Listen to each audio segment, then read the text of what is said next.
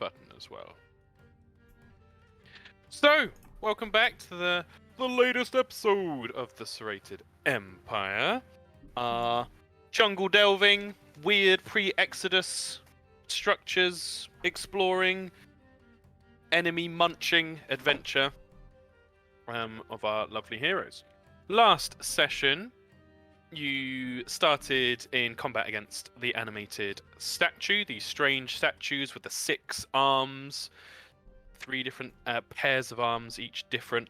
This one, aggressive, simple, brutal, striking you, and it was quite a nasty bit of combat. Some people went down, had to adapt, but you managed to prevail before heading back to what you affectionately call the spa, the strange room with the fountains and the glimmering lights that you found also heal wounds. You were fully healed by resting in the spa. Though Sin, you investigated further, you were kind of suspicious of this and found that it's not like any healing magics you're aware of, and instead it's almost as if your wounds disappear, as if a different reality is kind of overlaid over your own, or like time is rewind. Very strange. You leveled up, which was fantastic. You will feel stronger for your adventures, different skills, interesting stuff. And I'd like to remind everyone that we're still learning the game, so if at any point you think you would have preferred a different decision or confused about the free archetype stuff or anything like that, just let me know. We can take time for that, it's not a problem. The group came across a puzzle of lights and linked it to the fresco, a repeating fresco, a story on the walls. Interesting, seemingly almost like a creation myth to do with Cena and Highfire, the sun. But you solved it. Bit of trial and error, but mostly figuring it out. You solved it quite quickly. It was really, really good. After that, you decided to explore further. You kind of mapped out a bit of where this, how this structure is put together in terms of the different rooms. Figured out some of the symmetry there. Decided to explore. Came across a room filled with these green glass tablets. Lots and lots of information. Sin trying to figure some of it out. Lawcore trying to smash some of it just to see if he could. We had an interaction with Sin, essentially intimidating Ka Ren into keeping an eye on Lawcore, trying to keep an eye on this beast, this bestial individual. But eventually you moved on. You figured out the route that the exiled Sari seemed to be taking through these strange structures.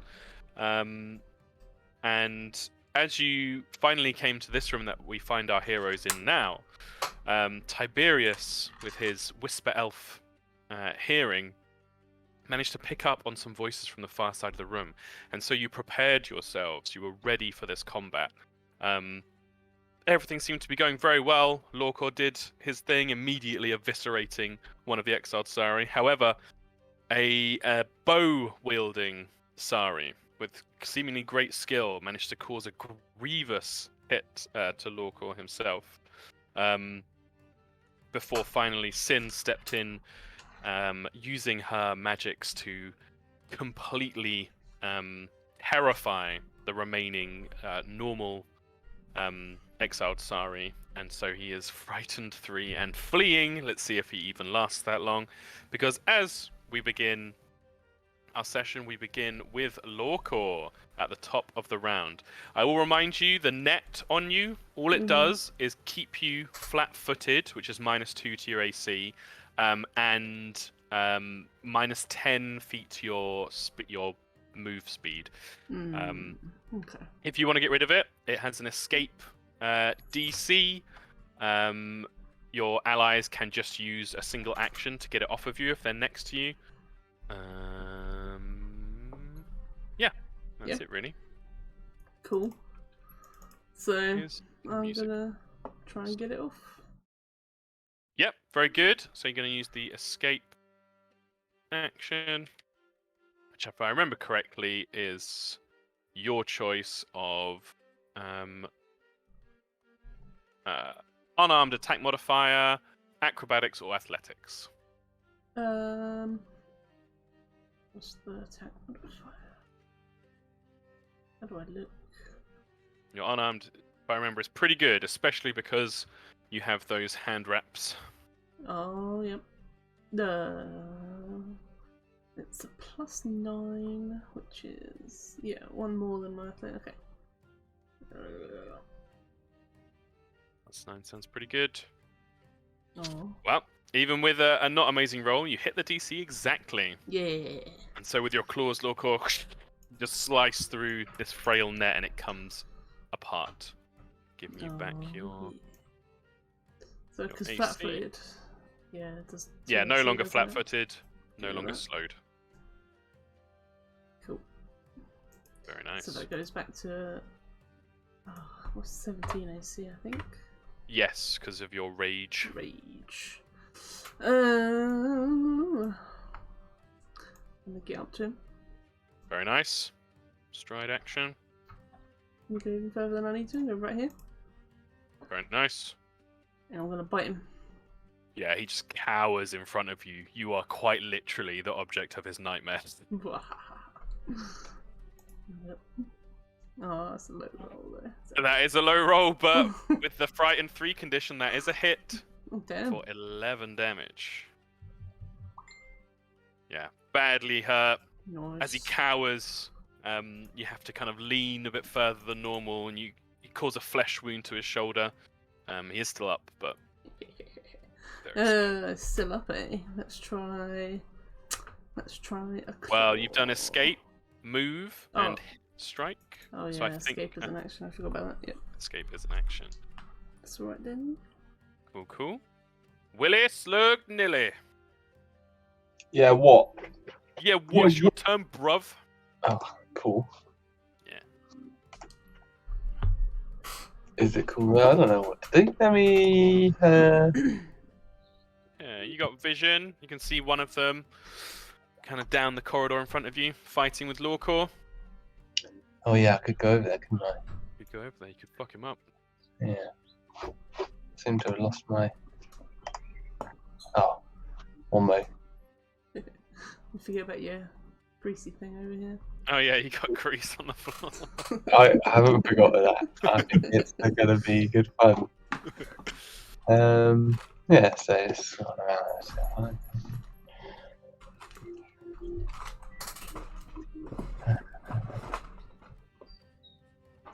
Oh, it's a bit far to go, isn't it? Hmm.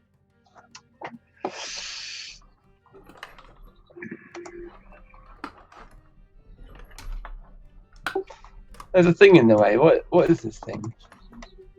What is... Oh, so that's a pillar, but I've set up the dynamic lighting to represent kind of your view. So you can pretty much see all of his tokens, so he wouldn't have any cover against any ranged attacks against you. That's banging. Let's shoot something at him. Hell yeah. Yes, he is an easy target right now. Let's do an acid splash. Ish. 13, just another low roll, is absolutely a hit due to the frightened condition. You roll the damage for me, please. Bang. 1d6 plus the 1.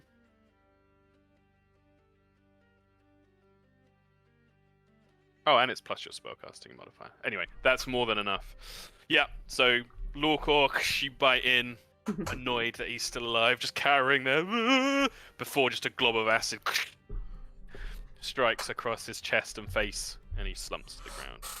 Nice. Dead. It's both of them down. Excellent.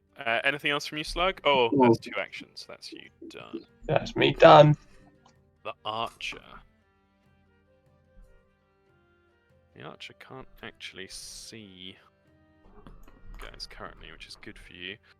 So, they will take a step up here.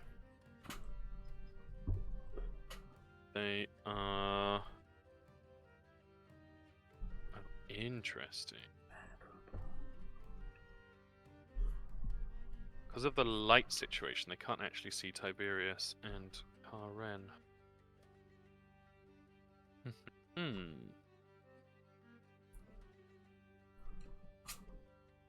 With that in mind, because they can see Lorcore. They're gonna take a shot at you, Lorcore. Mm-hmm. So, I have finally made their character sheet. So I should just be able to give this a click. Oh yeah. There's an 18 to hit for 10 piercing damage. Down, baby. Lorcore goes down, down, down. That they will retreat. Well, yes, they will retreat. Go to. Cool, cool, cool. Have to move Lorcore to just before them in the initiative. Tiberius! Poor Kieran is traveling. I'll do my best. Tiberius knows how important Lorcore is. Mom gets to play Pathfinder. Huh? I said Tom finally gets to play Pathfinder.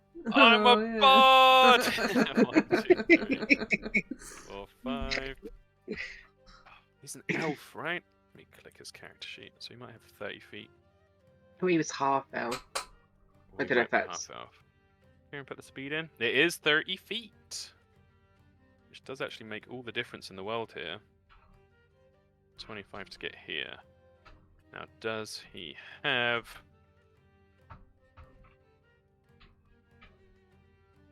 healer's tools, anything like that? He's got the seeds. Okay, so his last action will have to be getting a seed out of his bag. We'll need Nice. next turn to feed it, but he's on his way. Karen, on the other hand, strike. Stride. Stride again. Picks up his spear. That's his turn. The last. Sorry, he's dead. So Sin, over to you. How does jumping rules go again? So, you are also Elven. Yes. So that means, I think it means you can leap 15 feet. Just So from a you could standing clear position. the stuff yourself. Is that from a standing position? You take a careful short jump. You can leap up to 10 feet horizontally if your speed is at least 15 feet, or up to 15 feet horizontally if your speed is at least 30 feet. You land in the space where your leap ends. Typically, you can clear a 10-foot gap if your speed is 30 or more. So yeah, Alright, my brain blanked out then, so I can't just jump over. you can yeah? jump straight over it. One action. Sweet, we'll do that then. Very nice. That's one action. That's one action.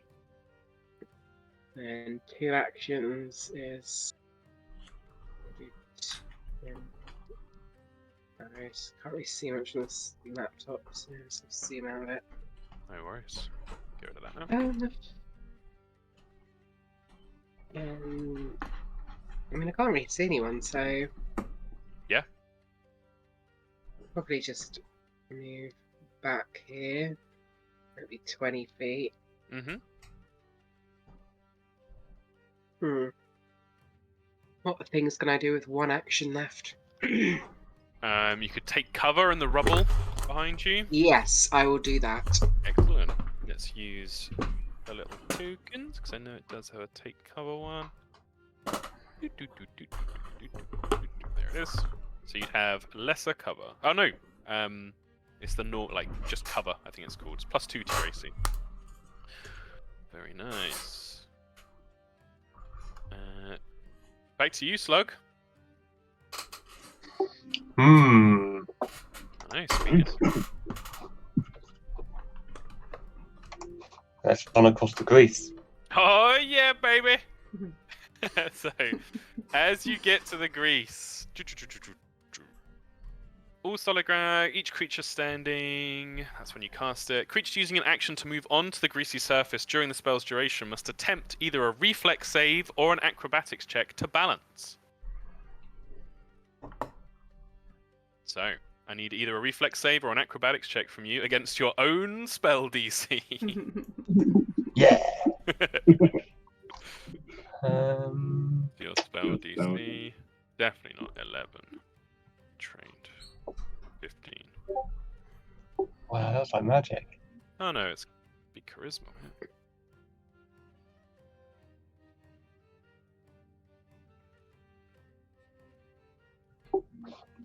Oh, I can't find a single thing. I think a reflex is probably the way to go. Seeing as you're not Reflex trained save. in acrobatics. Yeah, reflex save. Just hit that little reflex button. Oh! With flying colours. Yeah. You just skid. You do a cool slide whoosh, Yeah. across the grease to the other side. Nice. Hmm. Well, now I'm here though. What do I do? That's good. Yeah.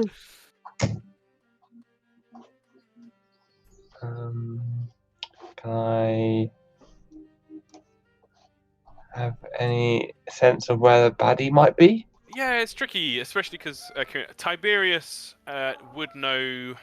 What order did it go in? Tiberius went after. So Tiberius would let you all know that an enemy is on the other side of this kind of like circular structure here. Somewhere over that side. Karen, you can see is chasing around that way. Well, I guess I'll move a little bit, but I don't really want to go round on my own. That's a bit scary. Really fair. Let's go up here. Cool. Can't think of anything else to do, so I just stand here. Yeah, that's absolutely fine. Yeah. Lord Crawley Bim. A recovery check for me, please. Is that just the D20? D20, flat check, 11 or higher to pass. Hey, you're fine. So that you actually stabilize immediately. Nice. If you wounded one, get rid of disco. So yeah, your own hearty constitution, you're no close to death. You're unconscious.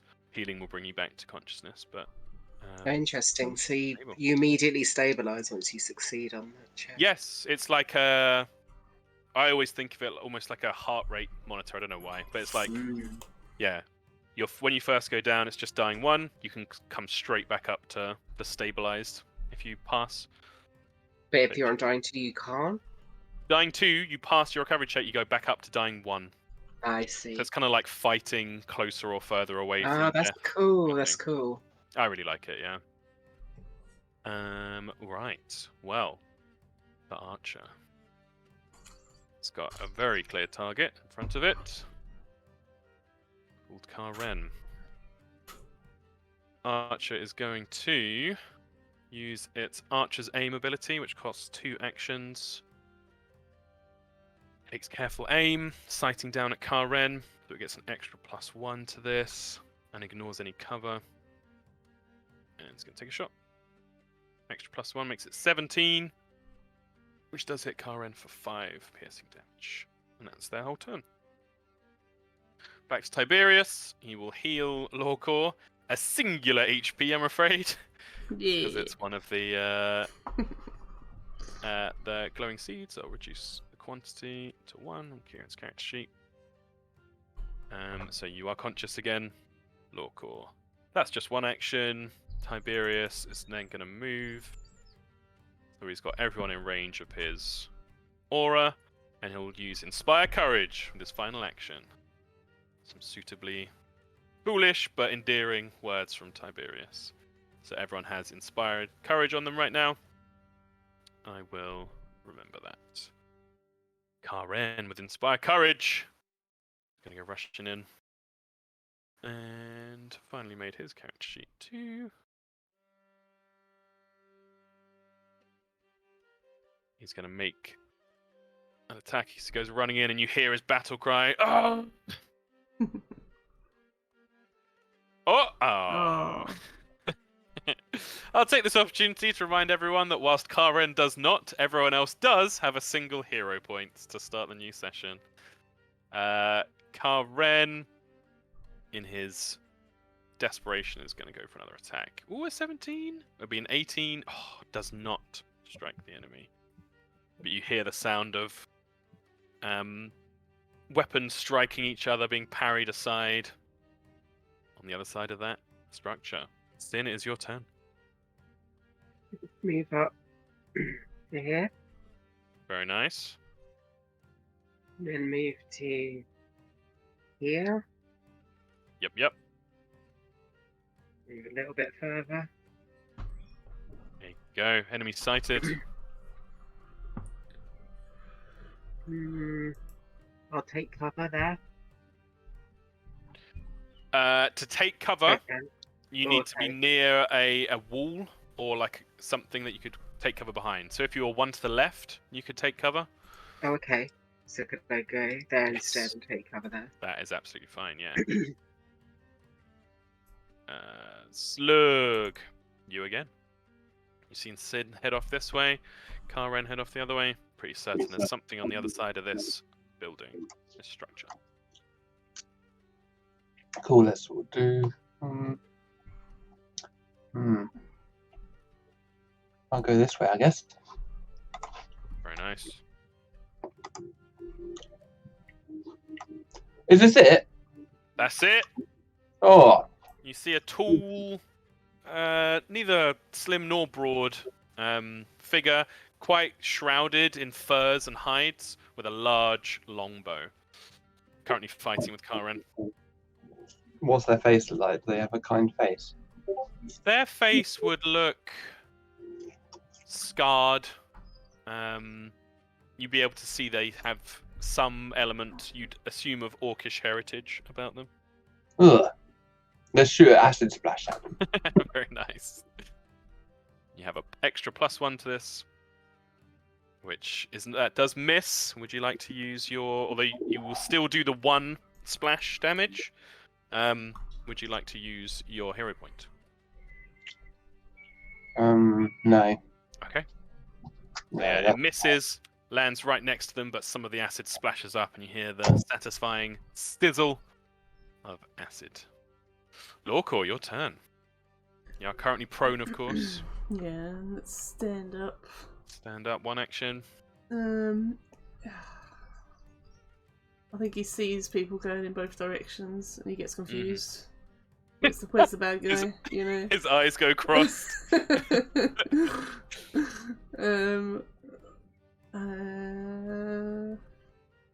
pick a direction.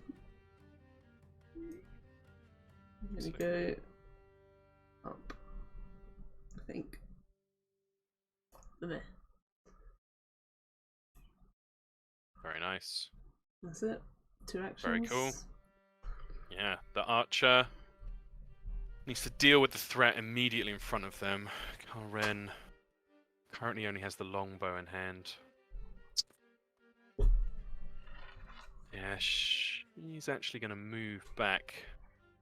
She can see that she's getting surrounded. She's going to stride to here. Use 1 action, please, to open the door. And she's going to step in. And the rest of you hear the sound. It's a strange sound. It's like a... It's like a... like a straining. Like it sounds like a ceramic scraping or a glass straining sound. It's a weird one. But that's what happens. Mm. And that was 3 actions.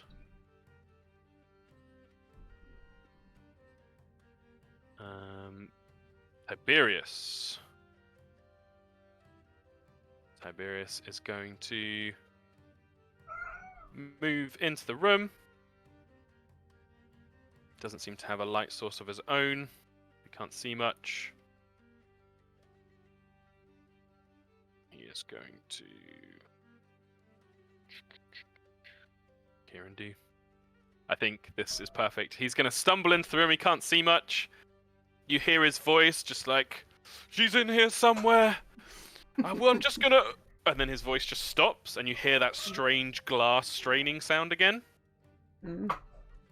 Okay. And you hear the rest of his sentence from the other side of this vast chamber. Oh. Let me get rid of this really quick. Bit of that there aura. From where? From the middle of the other side of the chamber. Mm. So that is only one action. So he's right there. He's going to use a second action to draw his longsword. And you hear him hit like halfway through the sentence, like, she's in here somewhere in it. And I know that. Oh!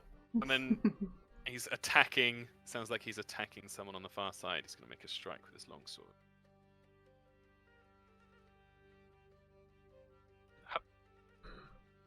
15 does not hit, unfortunately. Ooh. Karen is gonna give chase. 25 to here. And the same thing, that straining sound. It's gonna appear over there. Make an attack with his spear. Oh, 23 hits! 7 piercing damage. Good job, Karen. Not a bad What did strike. he attack with? His spear. He has that improvised spear that he made himself. Yes. And Sin, it is your turn. The time is passing, so you would have heard Tiberius with all that, and he would have called out to you, kind of half intelligibly, just being like, I'm in a different place! We're in a different place! Where is the sound coming from? From the other side of this large chamber.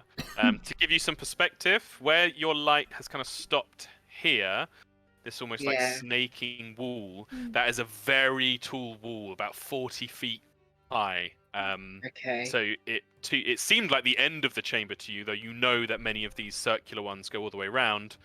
So hearing the voice from the other side, you think he's been somehow moved to this other side of the chamber. Both the archer, Tiberius, and Karen entered this room and then seemingly appeared on the other side.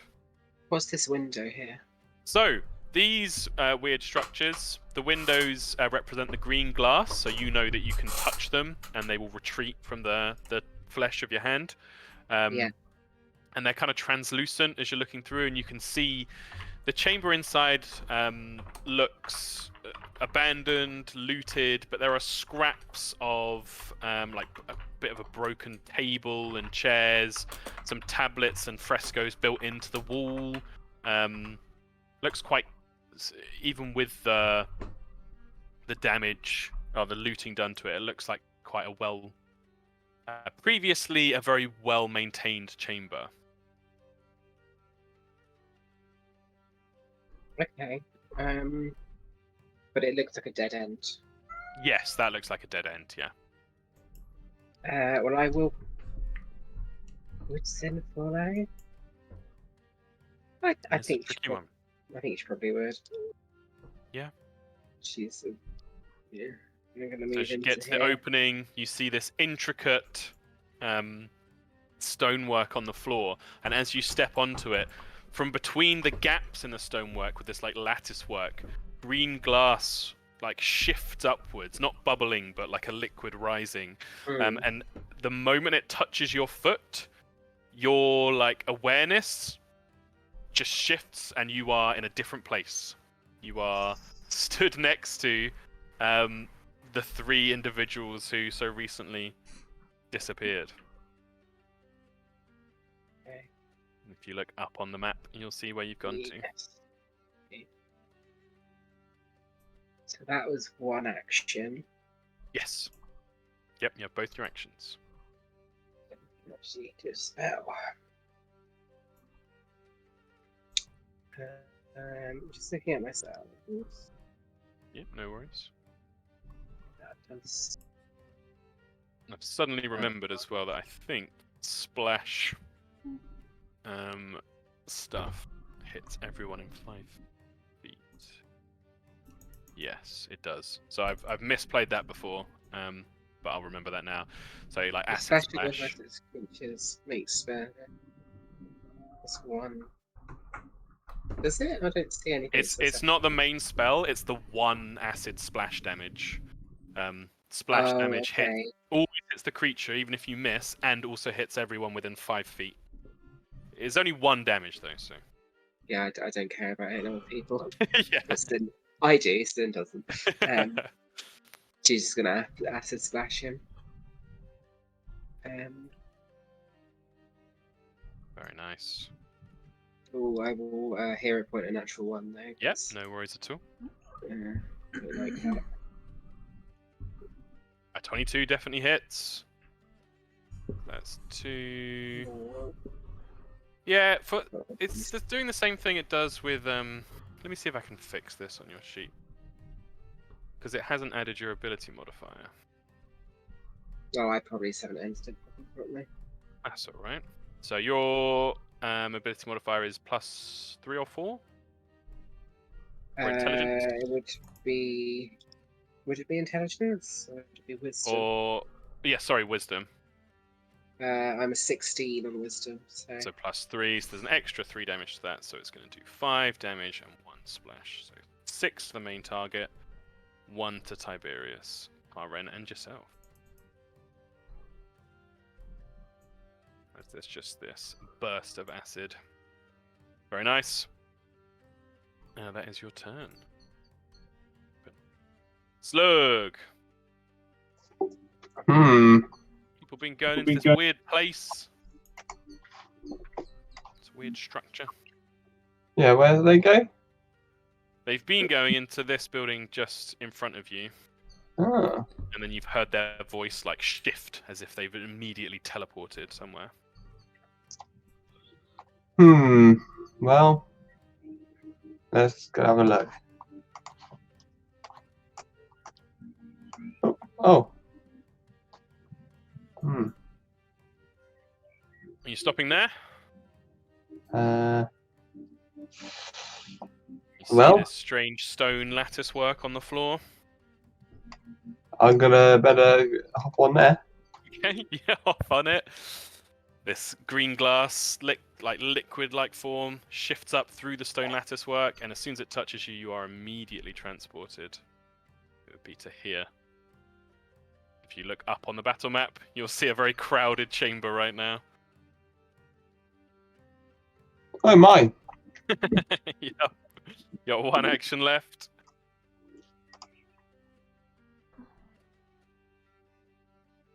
Maybe I'll jab at the guy with my dagger. Very nice. That's Dagger right. jab. If I put that there.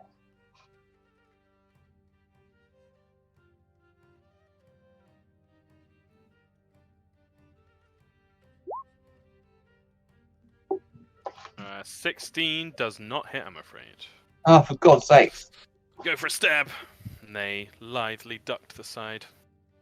Well, Look, there it goes. look, or you stand alone, but for the bodies on the floor. Yeah, but he did see where they went, right? He still wants to Oh catch yeah, them. 100%. Yeah. So I think I can just about get in the door. Mm-hmm. Yeah. And another one. Yeah, and once more. You are teleported. So that's two actions. Bush. There's 2 actions done. You have 1 action left. Well. well.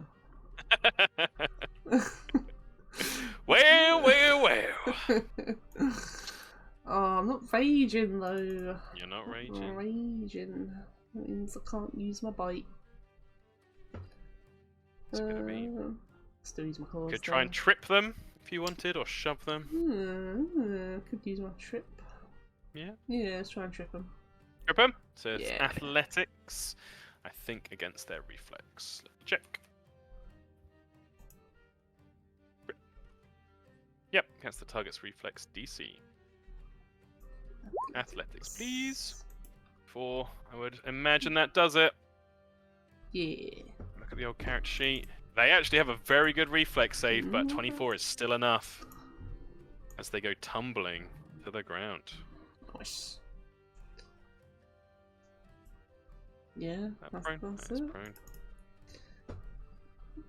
Which is super annoying, so then they have to use an action to stand up.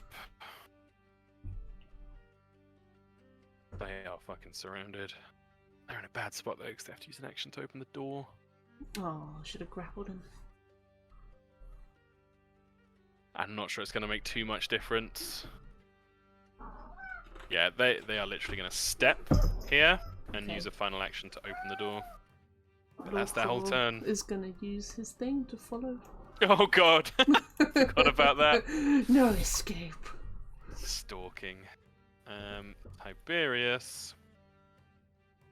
He's got his longsword out. He's gonna inspire courage. Stride, and strike with his longsword. Yeah. Extra +1 to this. Sadly, not enough. Karen. It's going to flank. Flanking means they're flat-footed. I mean, they're already prone, so they're already flat-footed. Oh, Tiberius still just misses. And Karen is going to try and attack. Spear attack. God damn it. Spear attack. Yay! I wonder why. Oh, wait, that's -5. But that's still enough for them being prone. So, take the same damage as before. 5 damage. This figure is knocked down. Stabbed by Karen. Sin, it's your turn. Well, now he's lit up with acid. Let's do a produce flame, shall we? Very nice.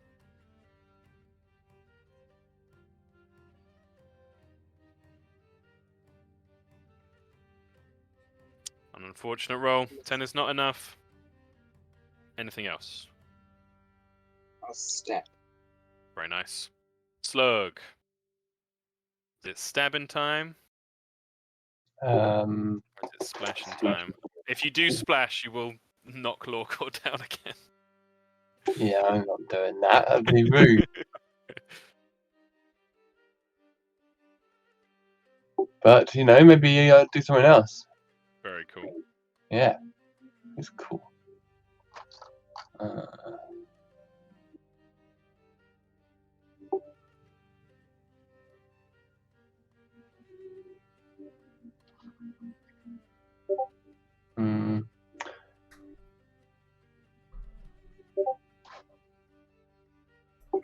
How are they looking? They Well- are. They're not looking on death's door yet, but they're in a very disadvantageous position where they are. They're very vulnerable. Bad spot. Bad spot for them. Spot boys. Okay, well, let's shoot a magic missile. That's right. Very cool. How many actions you spending? Or 3 action. Well, 3 actions. So 3d4 plus 3. Yeah. 3d4 plus 3. Please. You hold up your hand. 10 damage. Ooh. They are now very much on death's door as the 3 missiles slam into them. You can see, like, they're half rolled on their side, crawling towards the open door now, as Lawcore looks down from above.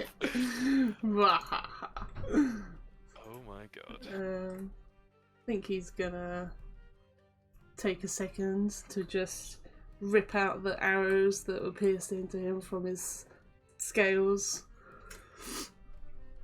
What is it? What would it be to like stab the arrow into them? You can just roll your claw attack. Yeah. That's just awesome flavor. Oh, yes. Perfectly. The arrow stabs down.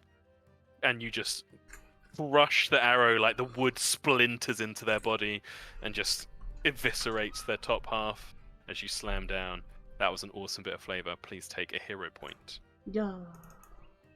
As Combat is over. Well done. Nice. We did it. Whoosh. That'll return us to our ambience. And only Yeah. went down one time. Oh yeah, improvement. Yeah, you stand as you are breathing through the adrenaline as it starts to subside. This figure clattered down on the ground in front of you. You just hear a loud, sort of laughing hiss from Lorcor as he just reaches down and takes a bite out of this person. Very nice. Yep, the gore splatters from the fresh kill. It is a satisfyingly warm mouthful, Lorcor. Yeah, throws a body over there.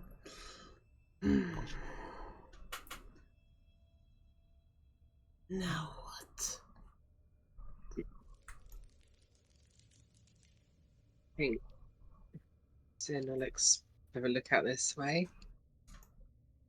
Yes, as you exit the small chamber, you notice strikingly similar setup to what was on your previous side of the room. It seems like this side mirrors the other side. Interesting. She'll do like an exploration of this room. She'll sort of look down at the body on the floor and just sort of disregard it, almost like I don't know, like a lion might disregard a dead piece of prey. Yeah. And then just move around the room with her produce flame in her hand. Just, Yeah, absolutely. Trying to get a more just I think of the immediate area around this central chamber that we teleported in. Yeah, as you investigate Sin, you've realized quickly that in this, whatever this civilization was, there is an adherence to their art on the walls or their expression on the walls, like in the puzzle chamber you were in before. In here, the frescoes depicted on the walls look like celebrations of discovery. You see pictures of people unearthing different ores and crystals from the earth and investigating them. You see what looks like an image of people hunched over workbenches and with hammers and tongs and other handheld tools, like investigating and manipulating the objects that they found. There's what looks like herb craft, the mixing of different plants together. All these different depictions on the frescoes seem to have a common theme of discovery and science and investigation. It's quite interesting.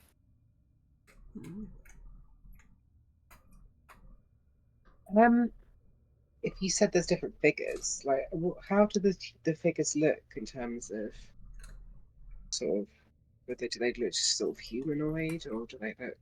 Is there any distinguishing features? Do they have like 5 arms?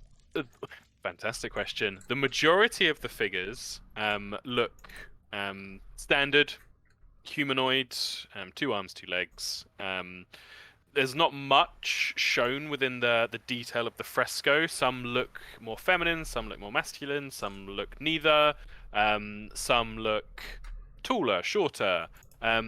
You do kind of discern that there seems to be a variety of species amongst the civilization, and none seem to be in a particular position of power over the other. But with the knowledge of the statues before and taking a closer look than perhaps your companions would be doing, you do note maybe 1 in 20 of these figures do have 6 arms. And they seem to be in a position of not veneration or worship, but definitely in some sense of a hierarchy above their companions. So in the Herbcraft fresco, at the top of the fresco is this figure with 6 arms, 4 of them held to the sky, and 2 of them holding the what looks to be like the product of the Herbcraft done by their fellow creatures, like in their hands. They are the one that are given the final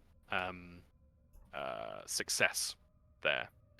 In another one with the minerals, they are the one that hold aloft the crystal, the refined crystal above. There seems to be a pattern there that these figures are the ones who are not worshipped, but certainly held above the others in some way. Yeah, like a position of authority. Sort of. Exactly, yeah. Yeah, interesting. Can I? Don't know if I've done any checks for this previously, but it's been a while. But That's all right. can I do it? Can I do an academia law check to see if I'm familiar with other depictions of multi-armed, like sort of like higher beings, or if there's sort of study of like the people who left in the Divergence. Is it Divergence? I can't remember. Yeah, it is Divergence. Isn't it? The Exodus. Exodus. Fuck me, sorry. I get No, confused about it's Alexandria. completely my fault for Um, for very much having that Critical Role esque yes. moment. No. Yes, absolutely. I will do that. What is your academia law modifier? It's +7. 7. Okay. You rack your brains, Sin, and this is not you standing there tapping your chin. That is a stereotype. You rack your brains as you move amongst the frescoes, occasionally sort of running your fingers over some of the fine details. You do remember back, you think, some conversations you've had before with those whose opinions you considered worthy and that you managed to spend some time with in amongst the academic circles. And you thought some of their opinions were interesting, particularly a professor who was convinced that the civilization pre-Exodus was far advanced of the current levels of technology. And he was convinced that they had chosen to leave Archivia. He wasn't sure how. He had some theories, but he was convinced that they had chosen to leave Archivia because of the limitations here. The limitations imposed by the power of nature in the Kiad Shore, the limitations of the materials available here. He was convinced that they had found some way, first of all, to leave, but also had found something or somewhere that they were interested in getting to. The 6-armed aspect, because of the nature of the statue that you saw before, with the arms being different, like one was not like this kind of standard musculature of a humanoid, the second was more bestial, claws almost at the end of the fingers, and then the third has like a mechanical element to it. That reminds you once more of people looking to exceed what nature has given them. So whether it is by grafting or mutation, they perhaps got the bestial arms, and whether it's by again grafting mechanical elements, these kind of prosthetic mechanical arms added in. It all strikes you. There's kind of a moment of light in your mind where you just think this professor would be very interested in hearing about this, and that Interested. and that this civilization not only seem to be interested in exceeding their natural bounds, but also seem to walk the walk as well. You know, from what you've seen here, the strange green glass, the healing aspects that you've never seen before, and the fact that they're gone. Yeah, there's a moment where it kind of comes together in your mind. Tim is going to take very much note of this.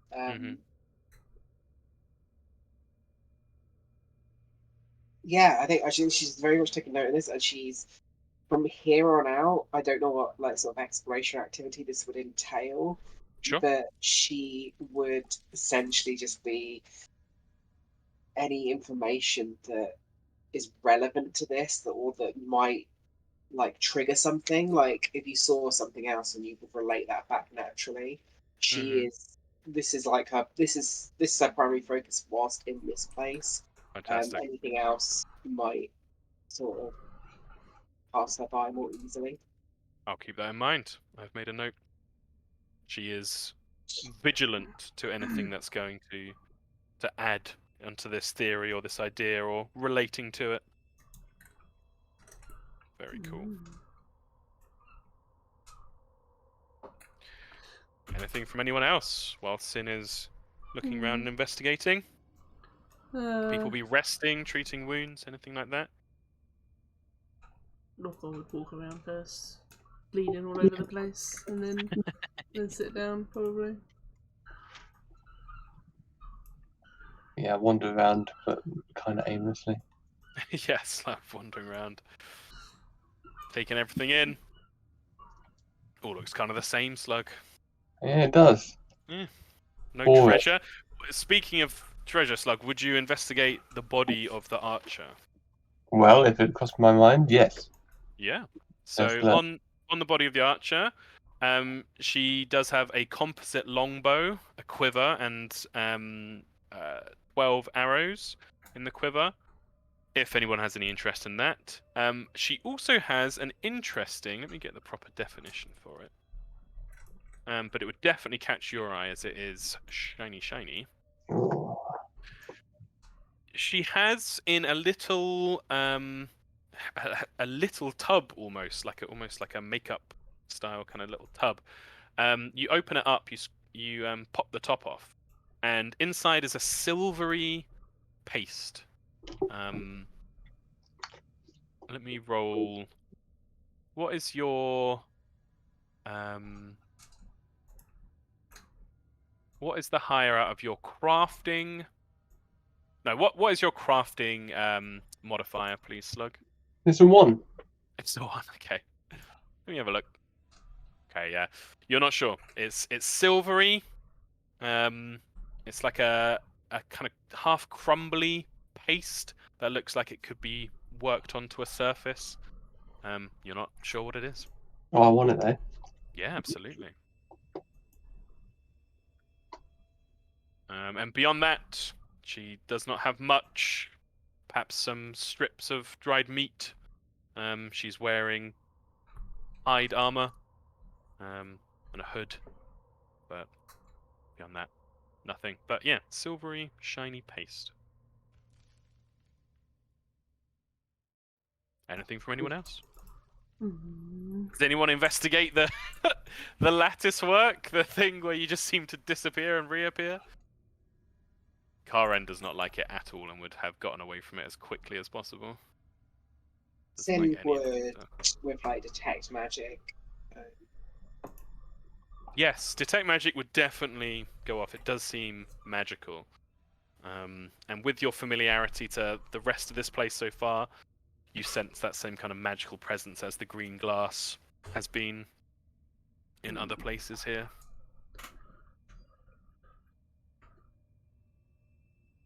Would anybody step on it again to investigate? Yeah, over and over. Amazing. Good. Okay. Funnily enough, in the combat, which is kind of a product of the round-based system, you all like went in separately, so no one saw each other do it. But you all now see, as Lawcore is having a lot of fun transporting back and forth, that when someone steps onto this platform, the green glass rises from the gaps in the stone lattice work at your feet. As soon as it touches Lawcore, his whole body instantly turns to green glass, like the perfect form of him, down to every scale, and it then immediately like liquefies and melts down into the ground. And when you see him come back from the other side, because Lawcore is just going back and forth, it is the opposite. This perfect form of Lawcore bubbles up from the ground from within the green glass, and as soon as it forms the perfect form of Lawcore, it turns into Lorcor properly himself. It's Mm. strange and beautiful, terrifying, fascinating, very, very weird. Can I speculate that perhaps this teleportation magic could be used on a much larger scale, like of transportation? If they wanted to leave Arcadia, then it seems like a possible method. Potentially, yeah. Interesting. Other than that, Lorca's gonna try and. Oh, you can't do your own wounds, can you? Do your own wounds? I think you can treat wounds yourself, yeah? Yeah. Not the best choice, but let's do it. That's alright. Medicine. You do need healer's tools. Yeah, I think I'm the only one with healer's tools. Oh, yes. Very cool. Then go Uh, right ahead. I think. No, Tiberius gave. I think he gave some to me at some point. So I was Sounds definitely about right. Oh, okay. I was definitely doing. Did he It give might you have been the one. my ones? He might have, yeah, because that was back when you were unconscious outside where you first met. So. Then I don't have any.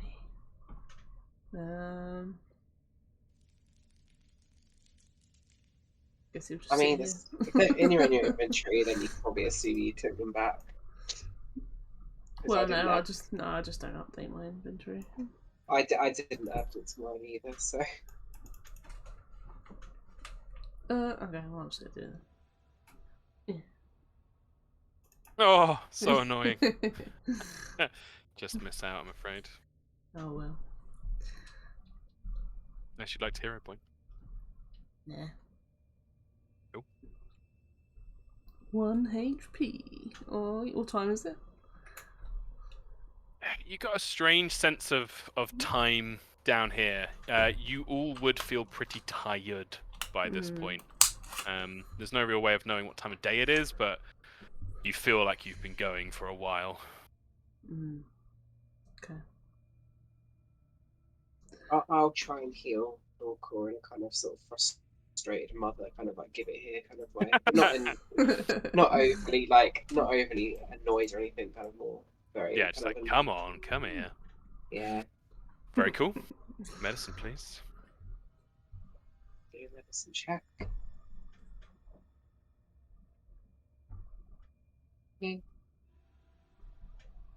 Oh. Not bad. That's 3. Yeah, but not a critical fail. So yeah, it's just difficult. Lorcor, you're feeling like a lot of the damage is maybe just how exhausted. Like you've put a lot into today. You've done a lot of good hunting, a lot of good killing. Yep. You need a proper rest. Yep, I think that's what he's gonna say as well. He's gonna. I cannot see the moon, but it's night time. And he's gonna go sleep right on the floor, right there. I imagine him curling up like a cat. Yeah. Cool. Yeah, Lorcor sits himself down.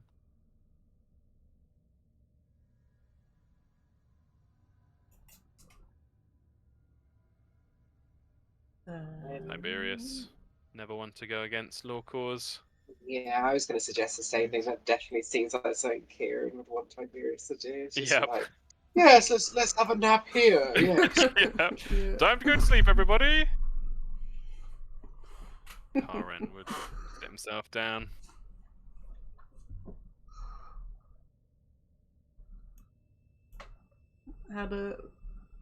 How's the long rest working in? So, in terms of healing, it's not as nice as the old. This all character regains hit points equal to their con modifier multiplied by their level. So whatever your Constitution modifier is, times by your level. Ooh. I would rest, but also I think most of the time I'm just going to spend my time studying.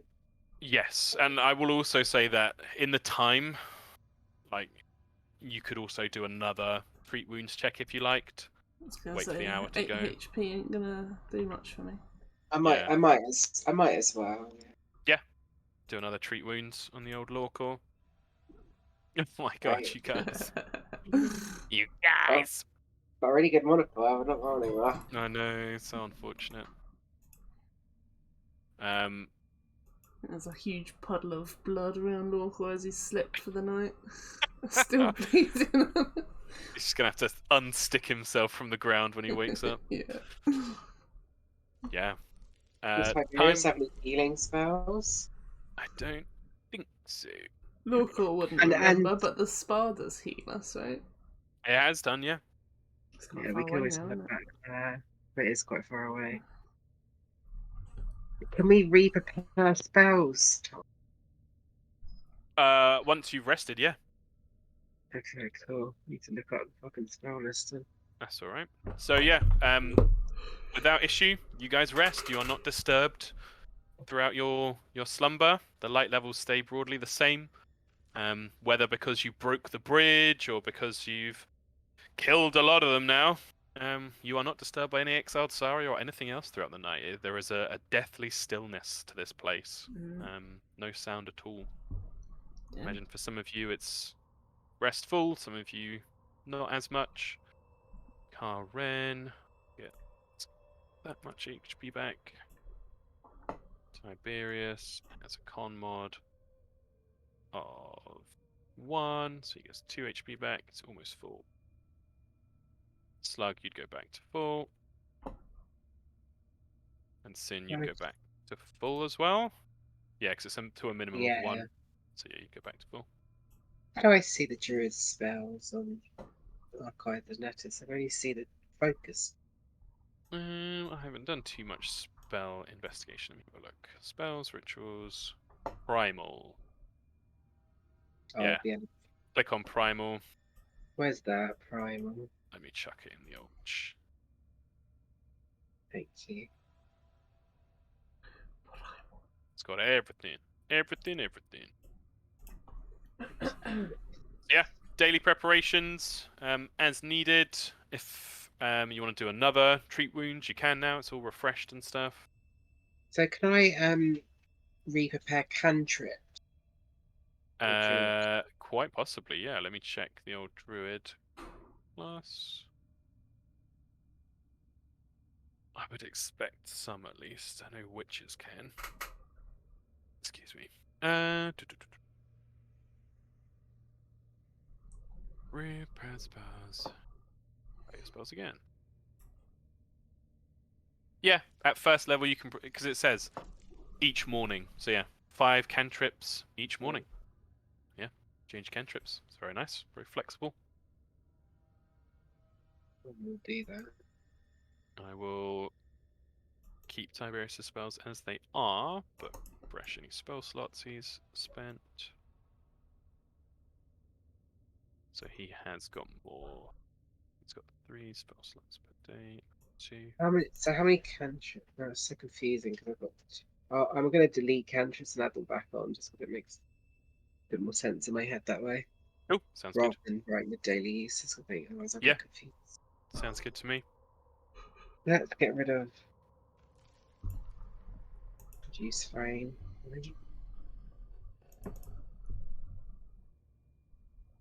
I'm going to add on. I'm going to add read aura. It's pretty cool.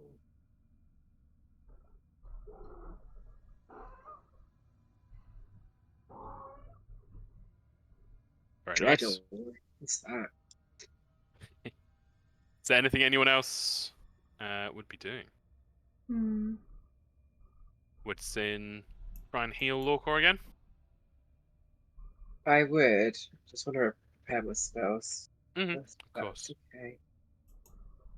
I'm also going to get rid of.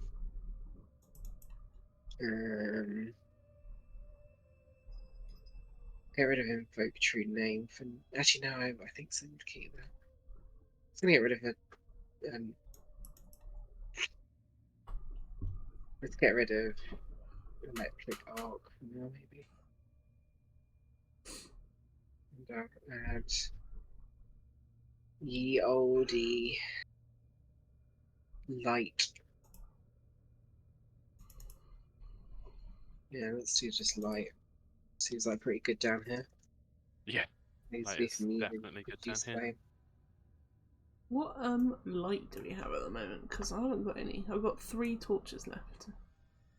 Would you like to light one? You have Sin's been doing Yeah. produce flame. Slug has the light cantrip. I will Just like- cast light cantrip now as well. Okay, cool. So I'll just put 20/20 on you as well then. Yeah, Okay. good. So yeah, you got those two. Giving off. No, if they've given off light, that's fine then. Just because the torches only last an hour. I've got what, 3 or 4? They do. Tiberius does have the dancing lights cantrip as well. Don't want the one that's really good. Oh, Goblin Pox is pretty tempting. What does that do? Hmm. It's sickened. Or if he fails, then gets into a Goblin Pox. How'd you get rid of the wounded? You need to have someone successfully do treat wounds Oh. on you. Jeez, guys. So, I will been try in a waiting to turn it off. second. Oh, sorry, I really wanna pick a spell. Hold on. It's just a lot of spells, and I Yeah, don't know what yeah. a lot of them do. Yeah, it's either if someone does treat wounds on you, doesn't matter how much they heal you, or if you, by other means, are restored to full hit points and rest for 10 minutes. Hmm.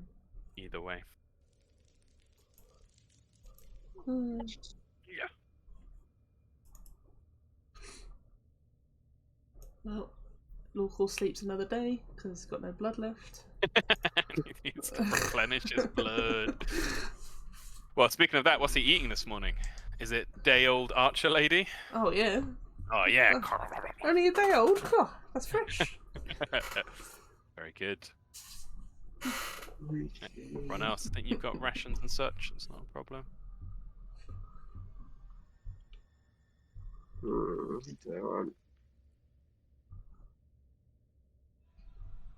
Sorry, it's taking really long. No, no, it's all good. It's. I wish I could help. It's one of the areas in Pathfinder where I really don't know that much at the moment. Spells. It's just a lot of them. That's all. There's a lot, yeah. There's a lot. I was theory crafting a wizard the other day, and I was like, holy shit, there's so much. Yeah. So much. Noxious vapors, maybe. That seems quite good. Well, whilst Natalie is finishing that off, let me put you on the old map screen, because I have updated it ever so slightly. And we can fill it in a bit more now. So these are the rooms you've explored already. Mhm. You can fill in. So hang on, we're in this one now. This You're in one? that one? Yeah. Absolutely right. Let's use Tiberius. In fact, let me get rid of the grid. It's nice and simple. Grid gone. No, the spa's Shrink. like right there. Just go to the spa. And it refreshes all our daily uses, yeah, Tom? It does, yeah. Yeah, I'm gonna pick those 3. I think. You can go to the spa if you want. Yeah, it's right there. Yeah. Yeah. I think we should. It's right there. Look. How Yeah, far you away is it? Might as well. Trip to the spa. I mean, I'll heal him first because we don't know. There's definitely not nothing on the way, Yeah, true. so I might as well try. Oh, it's a Yeah. crit. Nice. I don't think you need to go to the spa. Good. So let me put you back on the main screen for you guys. Yeah, I picked So my spells, I it's think, yeah. 4d8 with a crit, I think. Roll it. 18. There might be a modifier as well. Let me have a quick check. 3 wounds. No, just 4d8. So 18 healing to you, local. You do still need the spa. 18. God, you're a chunky boy. Yeah. Well, Tiberius certainly wouldn't argue with you. Yeah, probably wouldn't. It'd take you maybe an hour round trip if you wanted to come back here, but it may take you half an hour to get to the spa. Green. Yeah, might as well. And you can't just do it to full. Yeah. So what's the plan? Are you doing a round trip, or are you... Let me put you back on the map. So you go to the spa, and then from there to where? And there you go. Yeah. This one. Yeah, looping round to the other I think sort so. of triangle bit at the Not top. been there. Yeah. Do you have a name for the room you were just in that I can add to your map? Around the dead room. The teleport room. Teleport. Teleport. Awesome. Cool. Yeah, without issue, you move through corridors that still seem alien in their strangeness, yet are beginning to gain some sense of familiarity. And you see the scuff marks as you approach this other chamber, which is this one.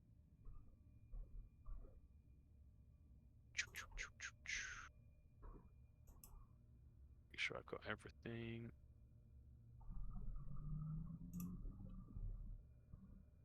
Yeah. So, allow me to move you over.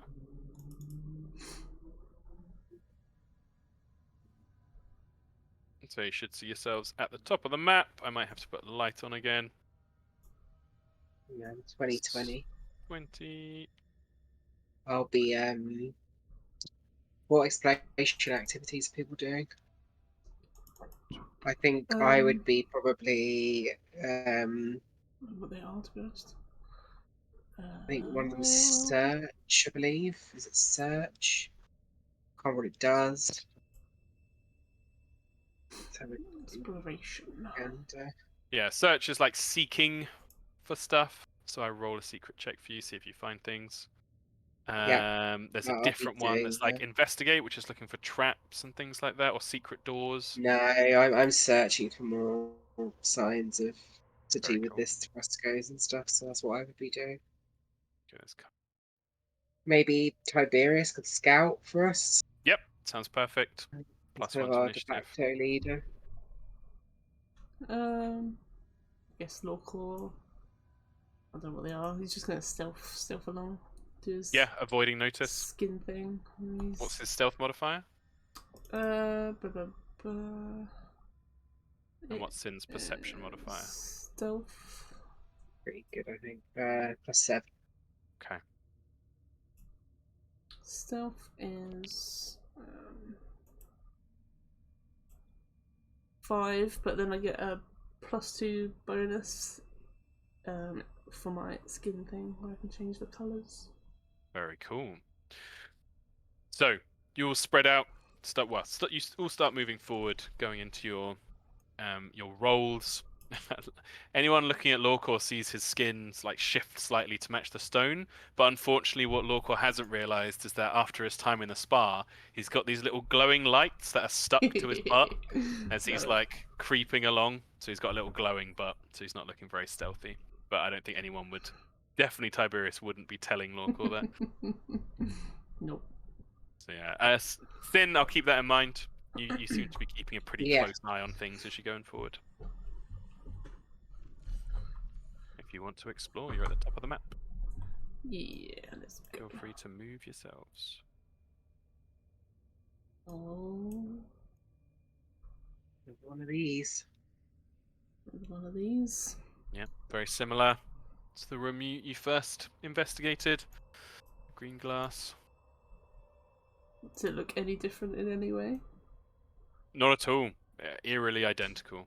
Mm. Seems that the symmetry in these places is not just within a room, it's also between rooms. Can't open the door. There you go.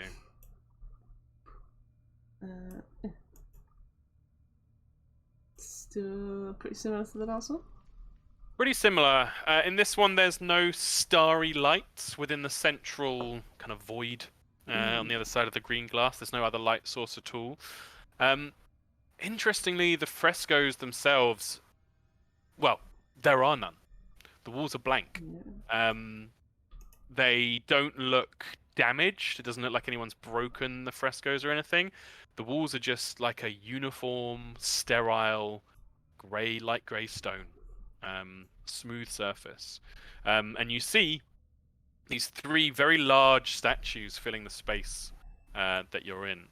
The one you're closest to at the moment, Lorcor, looks like a great thinker, holds an open hand, gesturing outwards as if in the middle of a great speech, and then held in the crook of their other arm are things that you recognize as being like these green glass tablets, like a large piece of the green glass with scrawled writings and such on them.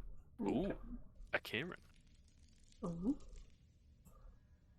On the other side, you see a statue quite the opposite to the academic. This one very much seems like a warrior. The armor is ornate but functional. It's made of quite jagged plates of what look like, it's difficult to tell as it's a stone statue, but it doesn't look like a shaped metal. It looks more like something with the brittleness of stone or glass or ceramics, but overlapping plates on their shoulders. Think very much like a real world kind of samurai kind of armor with the lamella plates overlapping themselves. Nice. The figure stands tall and broad. The weapon they hold is a long, curved, like a glaive, so like a long pole arm with a curved blade at the end. Quite elegant looking, but also quite fearsome. Though in Lorcor's world of violence, it doesn't look like overly muscular or strong. But yeah, very much a soldier or a He's warrior. No warrior then. He's not strong. Oh, there's an archer down here. Yeah, on the far side, exactly. Archer, the bow is held down. It's not like in a pulling back the string. It's just a readied pose, and the individual. What's Lorcor's perception modifier? 7. Okay. Yeah, looks like an archer, a hunter maybe of some kind. All three figures are humanoid. Very big. Gonna try and break a bit of this bow off. A bit of the glass, like here. No. Oh, sorry, the bow. Break the bow off. The bow. Yeah, Lorcor's pretty tall. Yeah, I'd say you could reach some of the bow. You reach up and feels like that kind of stone, that lighter grey stone that you felt before, which is very resistant to being scratched or damaged. What is Lorcor's athletics modifier? +8. Okay. You strain. It's not coming. You can feel your muscles getting painful. Oh, I really want to break it. Fair enough, fair enough. There's a door here. Yeah. I see what everyone else does first. Yeah. Yeah. Yeah. Then I assume you're walking into the room. Yes, she would be. Yeah. So, keeping your seeking, your searching in mind, you swiftly notice that on each of these statues, you've noticed two things, and they're linked. One, that each of these statues only has the one pair of arms, but two, that the book holding one, if you go around to kind of, if you circle the statue, and you see that the robes have, it's obviously represented in the stone, the robes have what look like cuts where two more pairs of arms could come through further down the chest underneath the first pair. The archer and the warrior don't have that on their armor. But none of the statues have extra arms. None of them, no.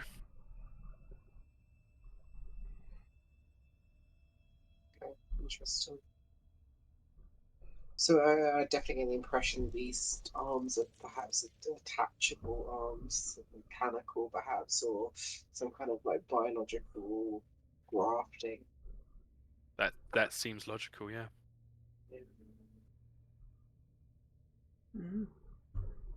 Yonkers.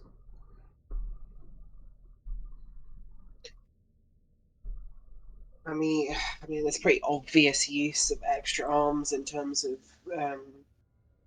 the use of extra tools, builders. Absolutely, yeah. Yeah, just some general use. I don't know if there's a greater purpose to them beyond that. I'm kind of surprised the archer doesn't possess and the warrior, and No, the neither of anchor them. does.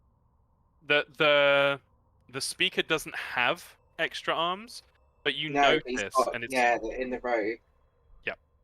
Yeah, interesting that he would have slots for them and they don't in their armor, Mhm. almost indicating that the arms aren't perhaps a for use of combat. Yeah.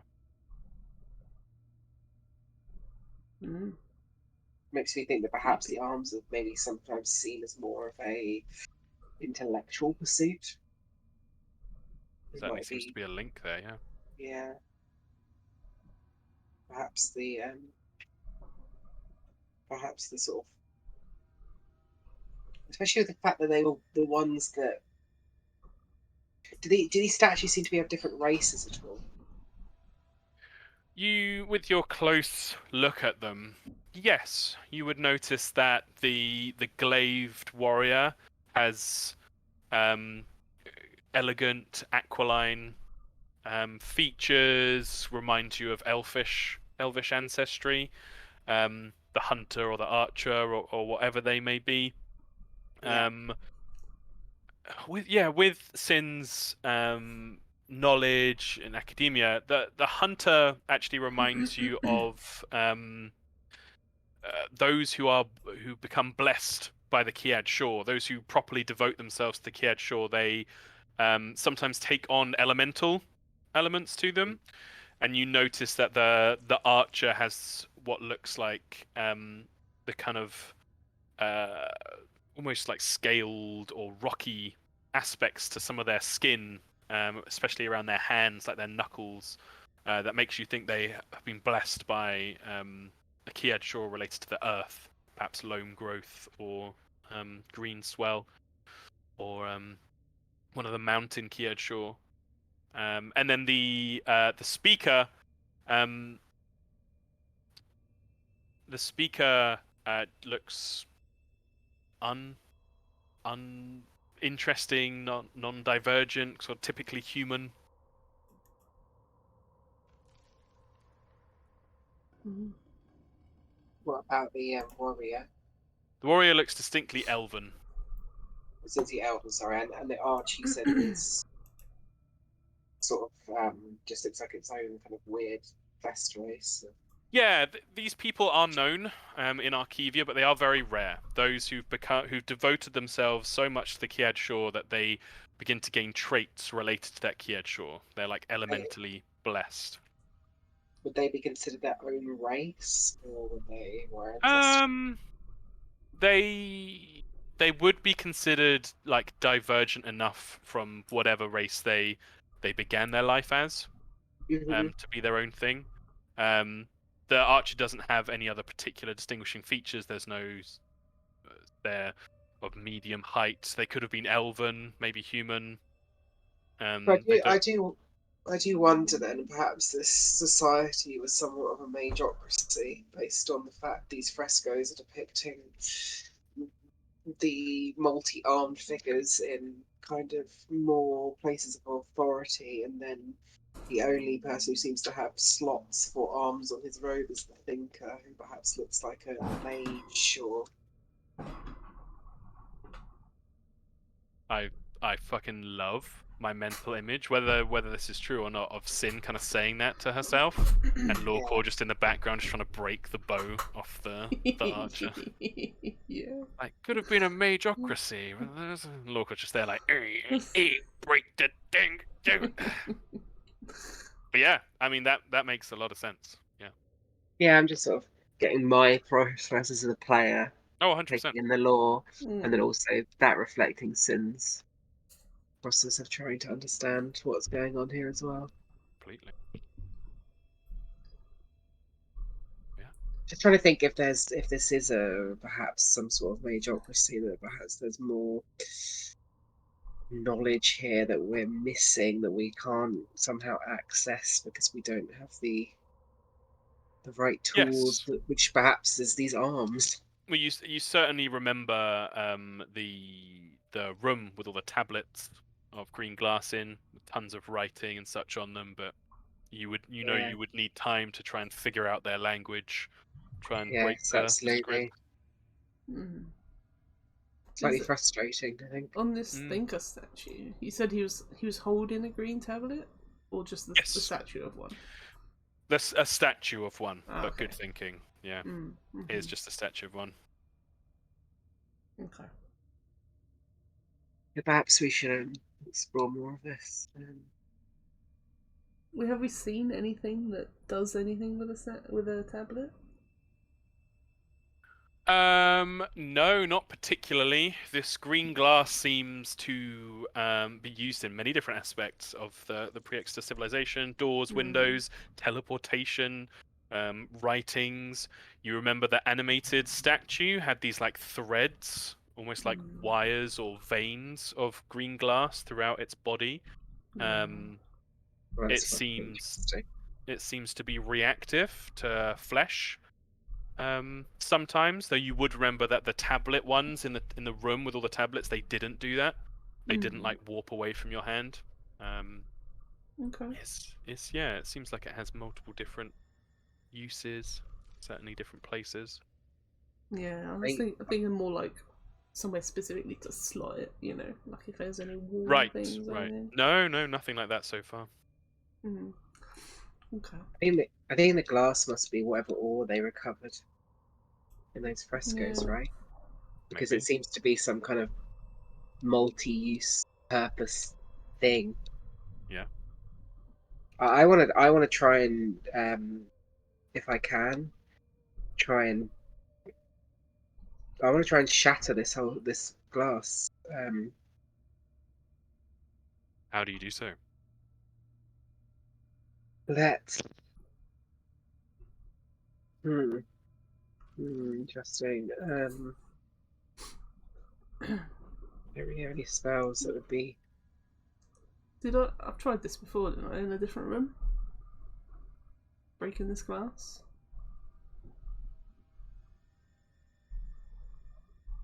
Oh, I lagged out. Damn it.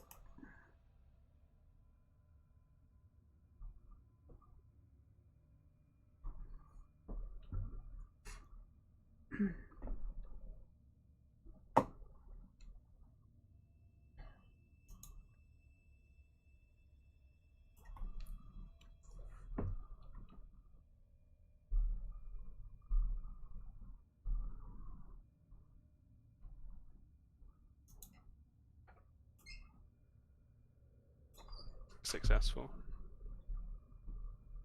He Don't has. really. Yeah, he broke the metal lattice work in one of the previous rooms. I think he might have been the spa room. There was some overhanging metal that he like bent and broke off of there. But that's the only thing he's been able to break so far. Yeah, I don't really have tools to break this. I don't think I'm going to be able to do that, unfortunately. I think we did see tablets, though, didn't we? Mm-hmm. Like before, you said in the library area. Yes. That were made Yeah. of the green glass. I do think I want to return there before we leave. Mm-hmm. At least to gather one. Did Local broke something in that room? I can't remember what it was now. Maybe the thing their tablets were on. I can't remember.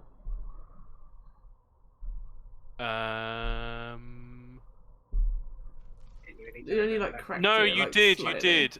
I don't think you broke something fully. I think you cracked some of the green glass. Yes. Yeah. I think you struck the tablet, cracked it, and that's when Sim was like, "Karen, stop him!" Yeah. And Karen was like, "Hey, man, please stop doing that." And then Lorca was like, "I'll do what I want." And Karen was like, "Okay." Exactly. I Yeah. really want some of this glass. We'd Yeah. get some of it. Yeah. I'll open this door. Look, within. Moving around to the back of it. Cool. Yeah, another path heading off to the south Yeah. and Where? east. Oh, Cool. wait, where are we on Or the map west, now? rather. Forgot now. Well, I think if we head down here, it heads down to another. It will be the only room you have yet to explore. Oh, okay. Yes. Yeah. Let's go then. Okay. So, with you all heading down that way, allow me to check everything's in place.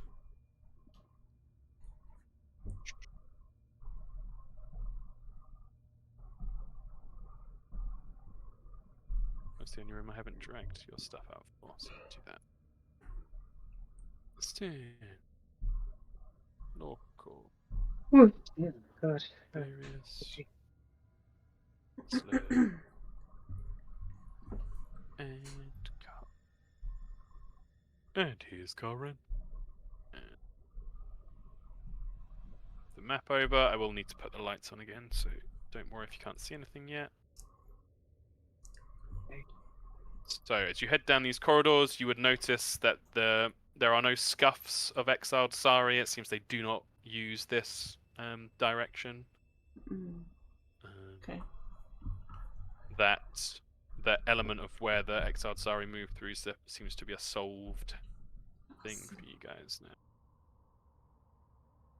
So as you reach this chamber, again a similar time taken, 20 minutes, half an hour.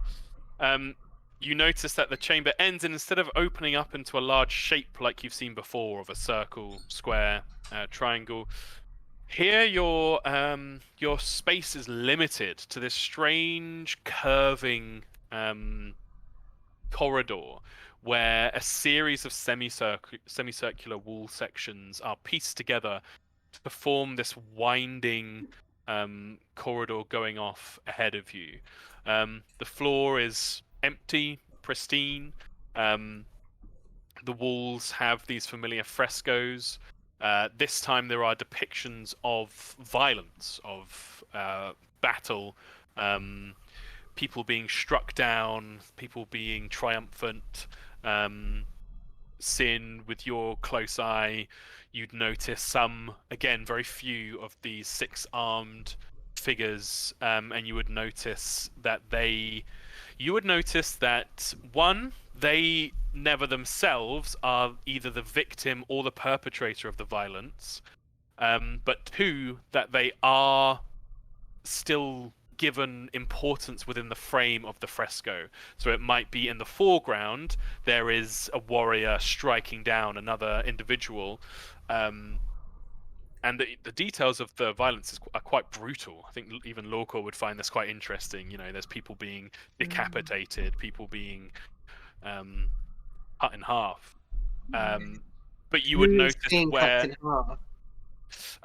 the details on the figures, they don't look like a different species or race or what have you. They seem to have the same variations as any of the figures in the fresco. So it feels like violence between members of this society. Interesting. Okay. Is there any six-armed figures on the side of those being slain?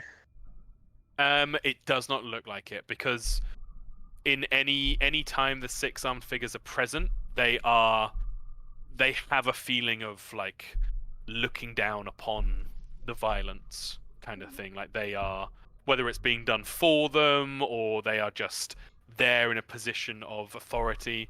At no Is it- point does it look like they're being attacked or their people are being attacked or anything like that. Would you get the impression they're amongst? Would I get the impression they're amongst the battlefield, or it's painted in a way where they're almost like beyond it, like They generals would looking, no, they you would know, be present. like They would be almost like present on the battlefield. present. Interesting. Would be your impression. Super interesting. Yeah. I Series of wonder who violent these acts. people were that perhaps were. I do wonder who these people were who perhaps went to war against these other races that perhaps were in favour of the six-armed figures. Of course. Indeed. Local doesn't know, but he likes the pictures. Keep going.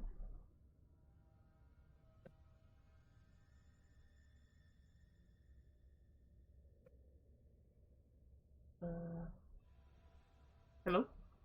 Hello? Oh, I'm Hello. No, okay, good. Sorry, I was typing. I can't see any further, so Hmm. someone with a light move ahead of me. Yeah, sorry, I accidentally Hold clicked up on slug as a something torch. on the laptop. That's Oh, why. yeah. Come here, slug.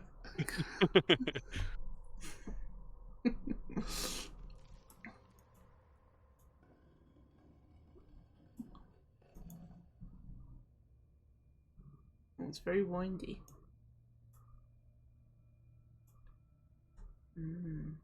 Yeah, it is. It winds back and forth, and in this kind of repeated shape as you head in. Tiberius and Karen will be keeping abreast as well. Karen looks very uncomfortable with all these depictions of violence. Right. As you get there, Lorcor, Mm. can everybody put where they think they would be as Lorcor crosses that point? I would. I don't think I would be at the front. I think I would be at the back. Taking in all the Or like, pictures. yeah. Yeah. Yes, I definitely think Sid would be middle to back, or perhaps like there. Cool. Sounds I think, absolutely fair yeah, to I me. think Karen, I keeping think. Karen close, I think. Yeah, Karen. There. Cool. Bit of So, a as you tool. cross this this turning point, Lorcor, this midpoint, Mm. you notice that the depictions of violence as you've gone down have kind of increased in severity. For perhaps other groups of adventurers, certainly for Karen, the increasing depictions of violence are quite off-putting. But I imagine Sin in an academic way is just like, interesting. And Lorcor is like, yeah, cool, as would be Slug. And I can imagine Tiberius just being like, oh, how dramatic. Yeah. Local's getting ideas. Yes, some of them look, what's the word? Tyrannical, almost. Like, as you've gotten to the sort of the end of the top part of this here, there have been clear depictions of many people like in pits, in like a large pit with tens, hundreds of people inside, and others stood atop the pit just firing arrows down or throwing spears down or committing grave acts of violence. You would see depictions of magical elements as well, so conjuring fire and lightning and such down into the pit, and just slaughtering people. So it's there's been depictions of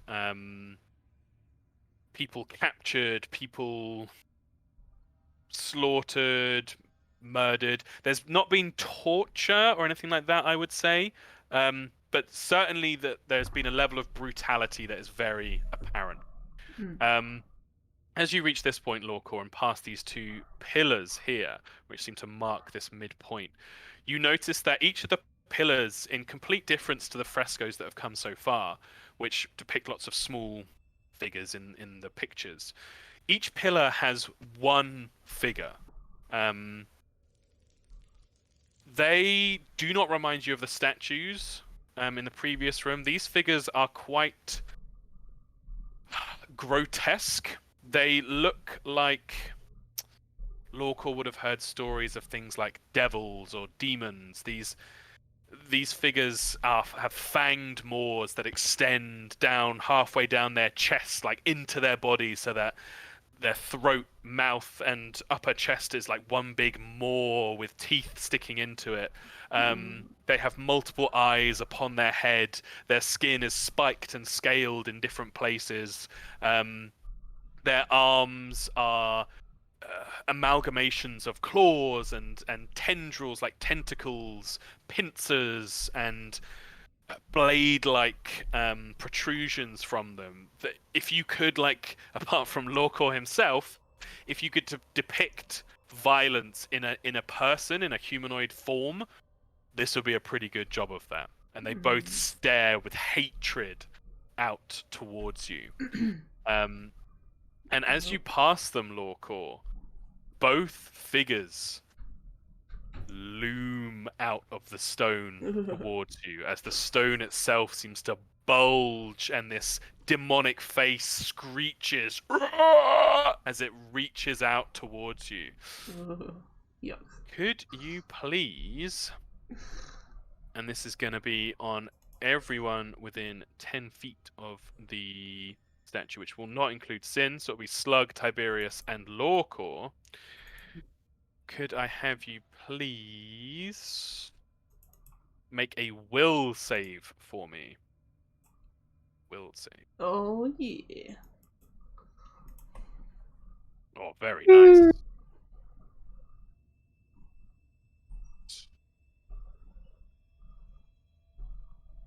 Very nice. We are a hardy folk. I'm going to put this music.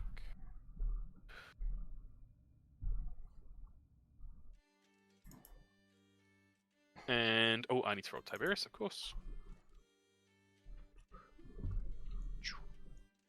Will save. How are we doing Tibbs? Oh, very good as well. Right, let me have a quick check. So, the DC... So yeah, as the creature screeches, both of them reaching out towards you, you all steel yourselves and kind of crouch back into a readied stance. Can I have everybody roll initiative for me, please? Yes. For Ren. Or would we get +1? Because You absolutely would get +1.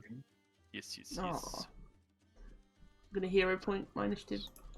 Yep, yeah, absolutely that's fine. better. Nat 20. I forgot to click. Damn it. Tiberius, 24. Oh, God. Goes up to 11. And Sin goes up to 28. Very nice. Okay, lots of good initiatives as well. So, as these figures loom out of the pillars, I need to roll initiative for them as well. Where have my tokens gone?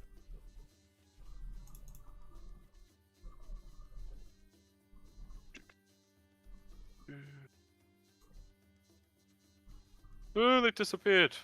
Well, I'll fix that as we're going. Let's just roll the initiative for now. It has... That's a chunky initiative modifier. 1 and 2. That's 2 of them. Okay. Oh, the +1s make a difference here. God. Let me just chuck something on for now.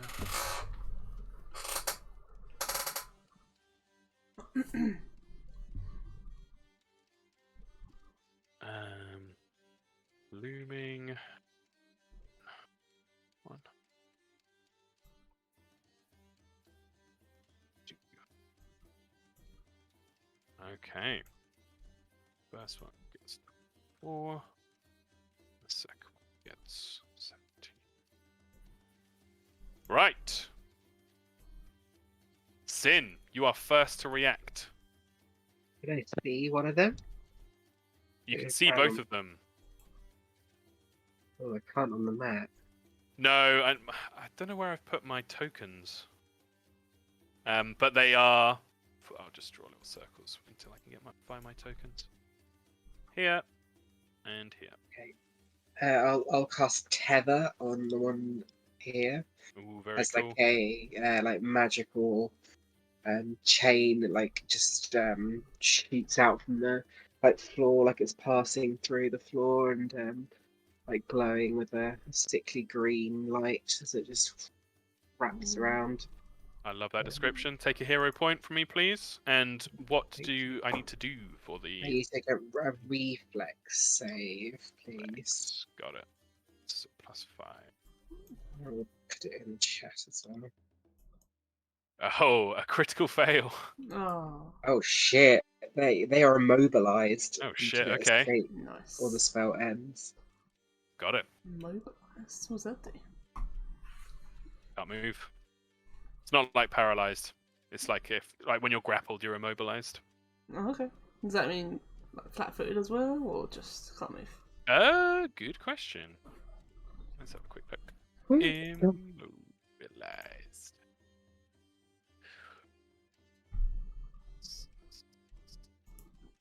No, it doesn't say so. Not Okay. flat-footed, Mm. sadly. But certainly immobilized. Very nice. Anything else from you, Sin? Can I recall knowledge? Yes. What was... Let's go with Arcana. What's your Arcana modifier?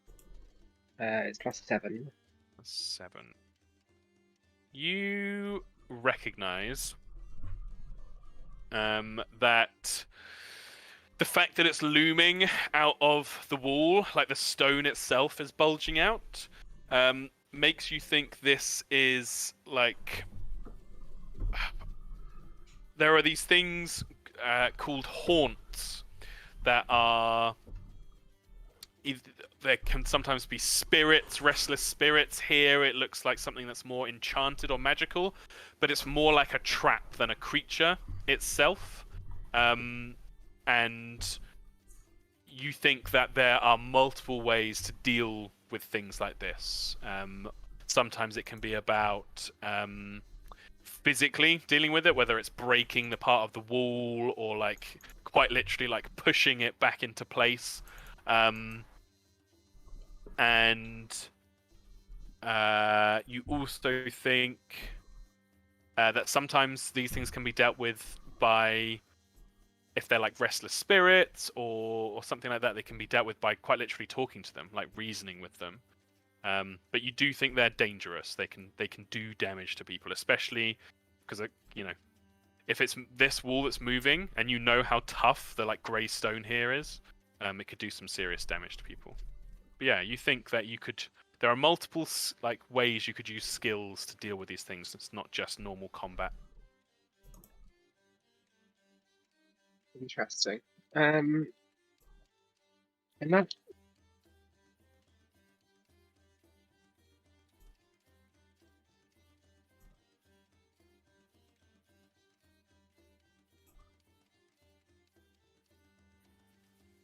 Oh. Oh, for God's sake. Back down again. Come on, internet. You can do it.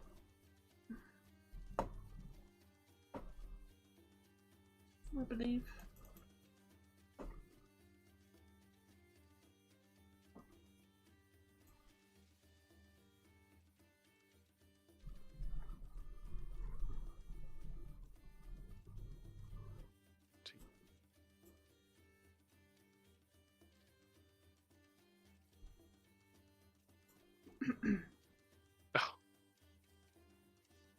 It rolled a 15 against Lawcore with a natural 1. Nice. So I think that fails. And against Tiberius... Oh god, against Tiberius it rolled very well. Tiberius's Fortitude DC is 15. So it crit succeeds. Tiberius is restrained by the creature. Or by the haunt. Let's do grabbed 2. Restrained. And takes, as it squeezes Tiberius. Oh my god. Rolled very well on the damage as well. Takes 14 damage. Oof. You can hear Tiberius's... all the air just crushed out of Tiberius. But it does fail to grab you, Lawcore. Mm. And actually... Okay, yeah, that's fine.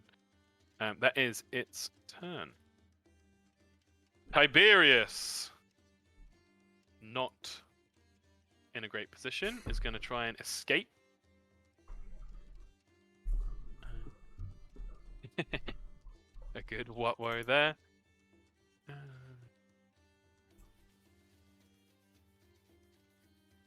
Escape DC.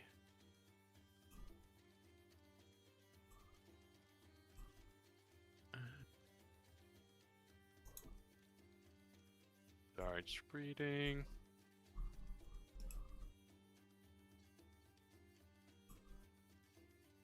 Targets and no attempt to crack.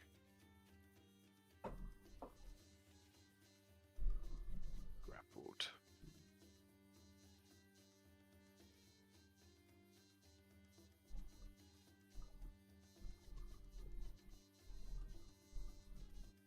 Restrained. Gus grabbed. Restrained.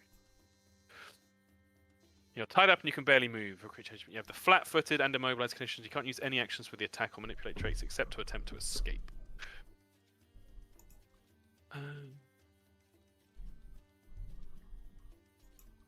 Oh, Jesus. Okay. So this is acrobatics or athletics or attack modifier. What we got, Tiberius? So he's trained in acrobatics. Oh. That's nowhere near enough. So because he can't, he's not allowed to try and escape again until the start of his next turn. Okay, so he's got 2 actions left. He's immobilized.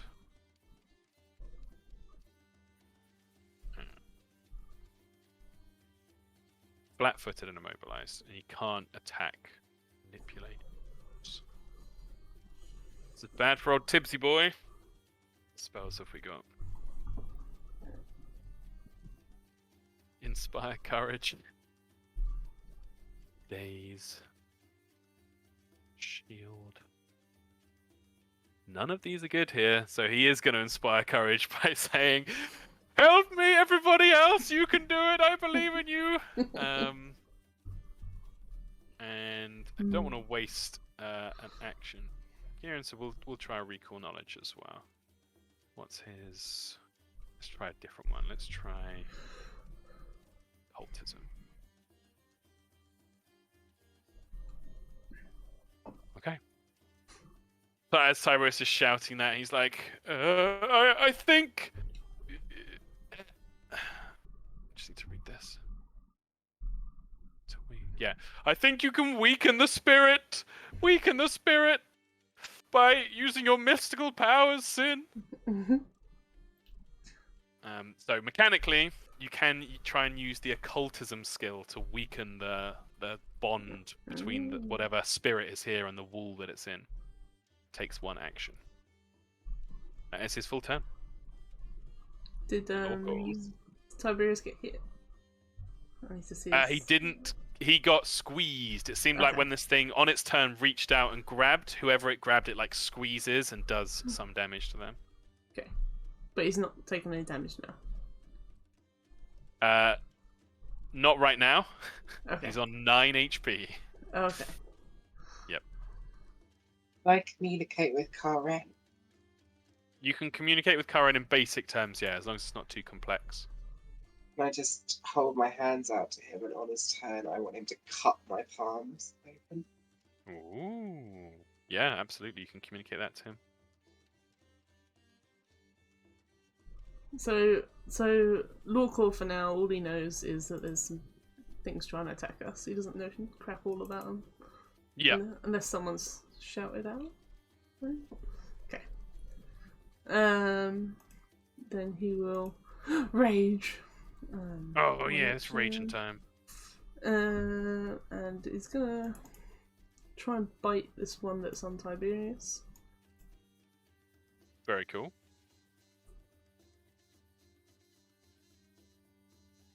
Oh, bad damage. That is a critical hit. If you want to roll critical damage. Oh, yes. Oh, 16. Does that have the rage included? Don't think so. know. There's a lot of numbers there. 1d10 plus 4.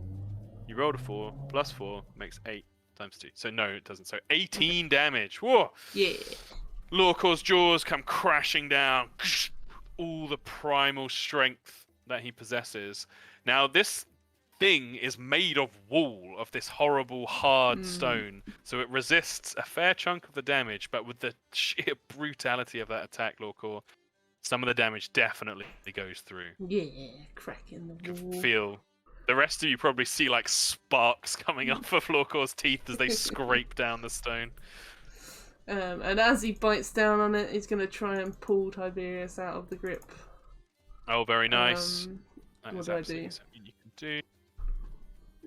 Right, hold on. Like simultaneously, like pulling away with his teeth and then pulling away Tiberius Oh, with that's his awesome. claws. Absolutely.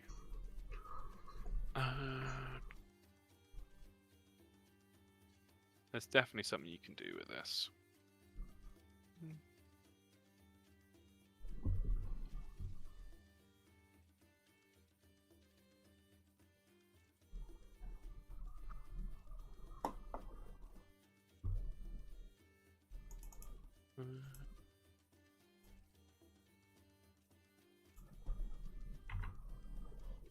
Okay, I'm just looking it up.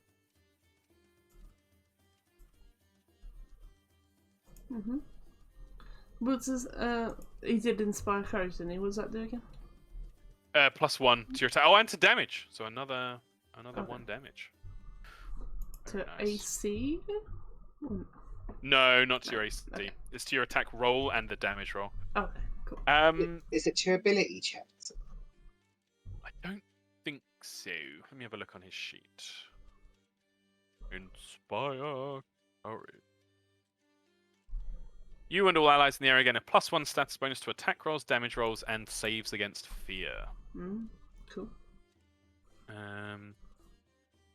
Right, the way we're going to do the grapple is I'm going to have you make an athletics check to see if you can beat the DC of the Cool. the stone haunt. Athletics. Yes, please. Is it? Oh, there's two. Does this count as a second attack or? For the purposes of this and the way you've described it, I'm going to say no. So just a straight Okay. athletics roll, please. Oh. That does not work. Would you like to use a hero point? Yeah, debate. Yeah, I only got one left. But yeah, fuck it. Let's just do it. Yeah. Fuck's sake. No, okay. Damn So it. yeah, all your force went into that bite, and just like shattering the bone, and the satisfaction as your eyes lit up seeing some of this stupid stone actually shatter for once. Yeah. I think you have a third action. No, I raged. Oh, very good.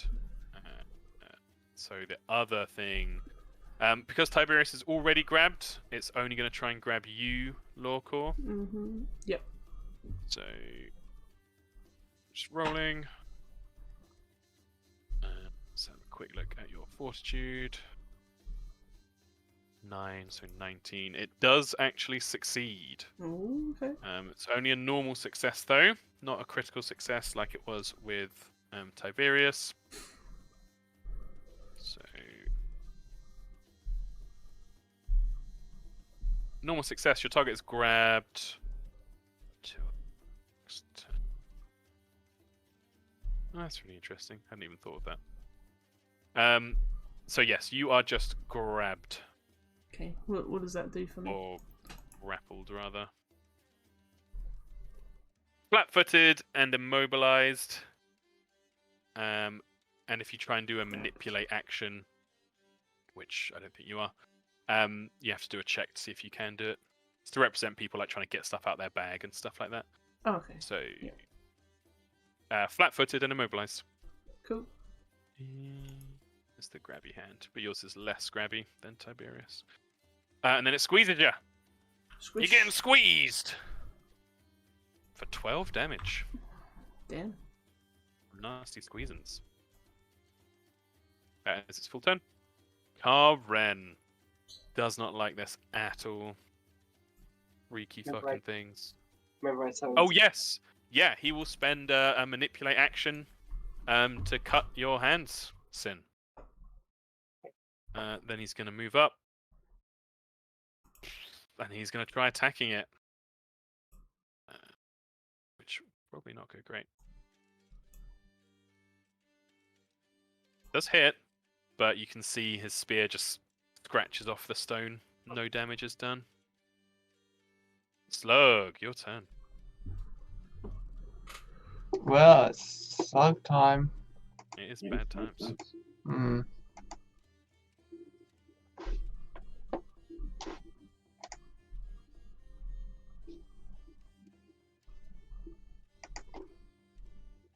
Well.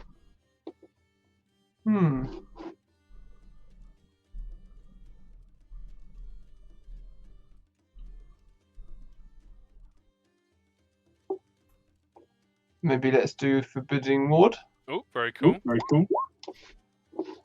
Who's that going on?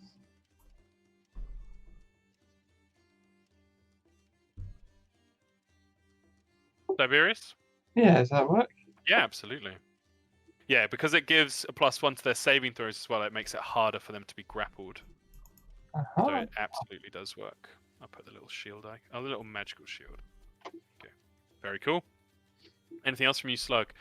You could use an action to recall knowledge if you like. Try and see if you can figure out anything about these things. Yeah, let's do that. Is that the What same? is- Sorry, is that the same thing as Tiberius's one? That gives you +1. No, this one does work on your AC. No, not on AC. On the saves. Oh, it does in terms of fear. Tiberius' one is only against fear Ah, okay. effects. Right. So it doesn't Um, go to 2. no. Slug, what is your occultism modifier? Oh, now you're asking me.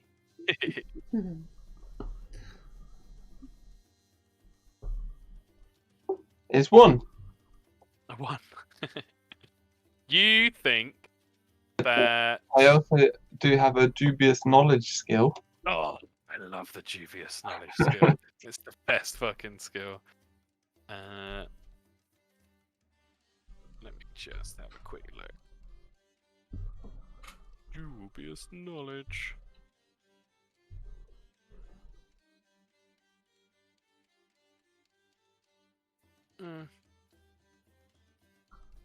It's your occultism.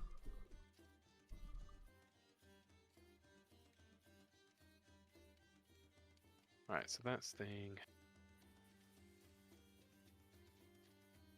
Cool. Okay.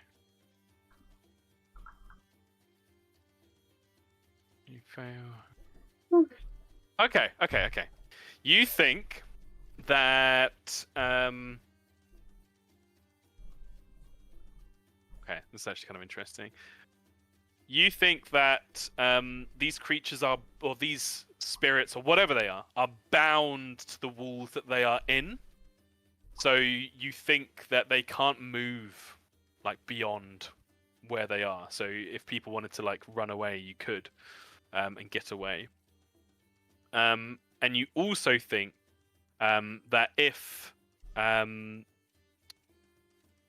frescoes around them on the walls are like, if you do what's on the frescoes, it will cause the spirits to leave you alone. So if the frescoes have like a violent act on them, if you do the violent act, then the spirits will leave you be. Oh, that's cool. 2 pieces of very useful knowledge. Do the violent axe, eh? Yeah. I mean, this is all in Slug's head right now, so don't know if Slug would say that out loud. What he would do about it. Yeah, of course he would say it. So Slug says that. Everyone has heard Slug's wisdom. Yep. And that brings us on to Sin with bloody hands. I'll move up in between the statues. Mhm. And if I can I reach both of them? Yeah. I'll place a bloody hand on each one. And she would just say out loud, I am Salexeneth, the toxic tongue, and you will retreat from this plane. And I'm going to use the occultism, Holy like you shit. said. That's fucking awesome. I'm giving you a bonus to this. Yeah, go ahead and roll an occultism check for me, please. Should I use a hero point? You don't need to. Oh, cool. So, with those words and a flash of green in your eyes, Sin, as the blood that they've seen before from you, that deeper, darker red, is kind of scraped down the stone.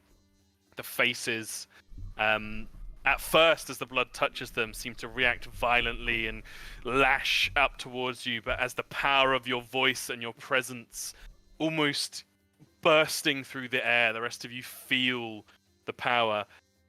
The spirits, almost as if they were never there, just immediately go back into the walls, and you just see the flat faces of these violent creatures with the blood smeared down the front of them. And combat is over. Nice.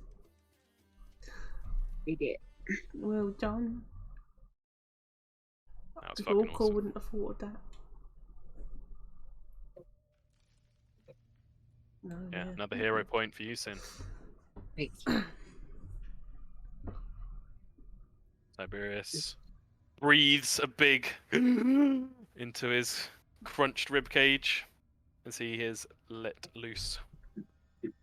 And I like to imagine scurries back on his bum on the floor, away from the statues. Lorca, in opposition to that, goes up to the statues and starts scratching at them. Yeah. Yes. Over time, Lorcor. Now that you know it can be done, nothing's going to stop you. And you just scratch and bludgeon away at the statues' faces, and chips of stone just start flying off, and eventually you do just completely destroy these faces on the pillars. Yeah, he has a little chuckle to himself. And then he's gonna carry on. I don't really care about these statues that much. On we go. Also, before I forget, for defeating the exiled Sari previously, your exploration of the statues room. Yeah,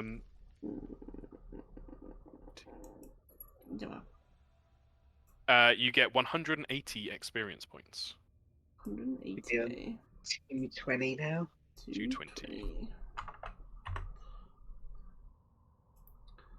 Nice. Yeah, Lorca just kind of looks at you, Sin. Looks at your bloody hands. Are you doing anything about your bloody hands? No. Hmm. He just stares back at you. Kind of just stays staring at you. Then walks away. Yeah. She just looks back to Karen and then looks forward. And continues on. Karen is looking at you with... I can't even fucking describe. Like, such a mix of conflicting emotions. You see fear, superstition, awe, admiration, appreciation, gratitude, respect. Yeah, you can see, like, whatever particular emotion is there at the time, they are all intense. His eyes are just like glued to the back of your head as you're walking on, and if you turn around to look at him, he continues to kind of just stare. Good. Yep. I will be investigating from here on out, though. Yep, no worries at all. Looking for any trap. Yeah, looking out for some more faces on the wall. I can scratch off. Yeah, this side is a mirror of the previous side. So whereas before you became more violent as you approach the center, now moving away from the center, the acts become less violent. You don't think it's exactly the same, like a perfect mirror of the other side, but there is definite similarity as you go along. Okay. Yeah. You head onwards. Sin, you find no traps. Nothing seems to loom out towards you. No more of these horrible faces or anything. And eventually, you find yourself. It would be, yeah, quite nicely for Sin. Be back in this room.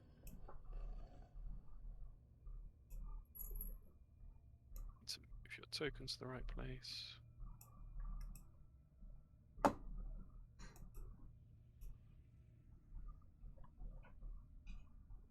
Rid of that. If you're over.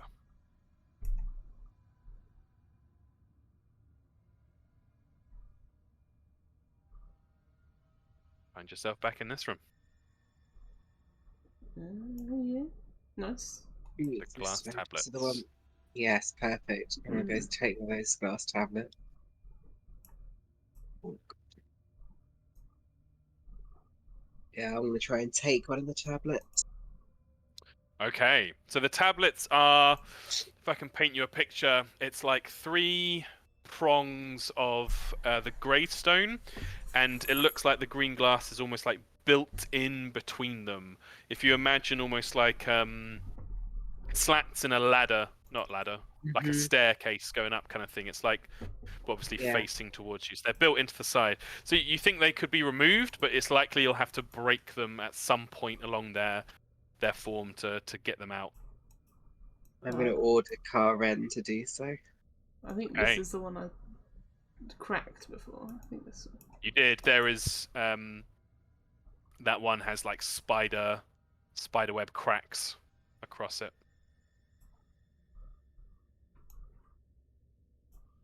Just Yeah. filling in your map. Hup. Yeah, Karen clambers up, and you can see with distaste, he's not best pleased by this, like putting his hands on the green glass. But he does as he's asked or told, and he attempts to pull it loose. I'm gonna make this a roll everyone can see. Athletics.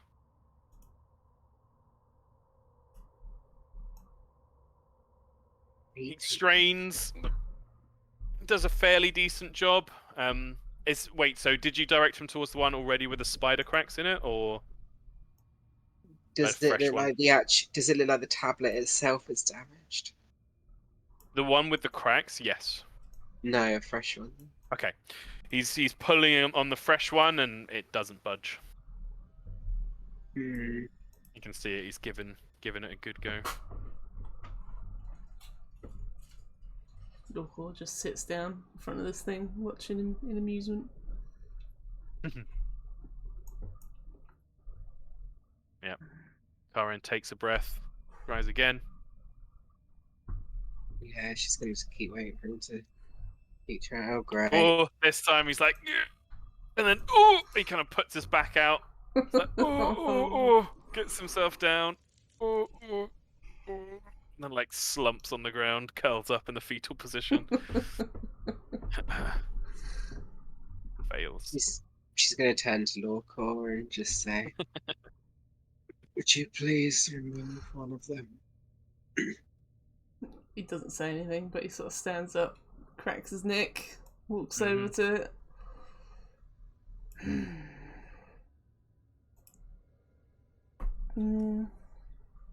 Yeah, I think he'll just attempt it. Yeah, he's not going to do anything. Yep. Athletics? Athletics.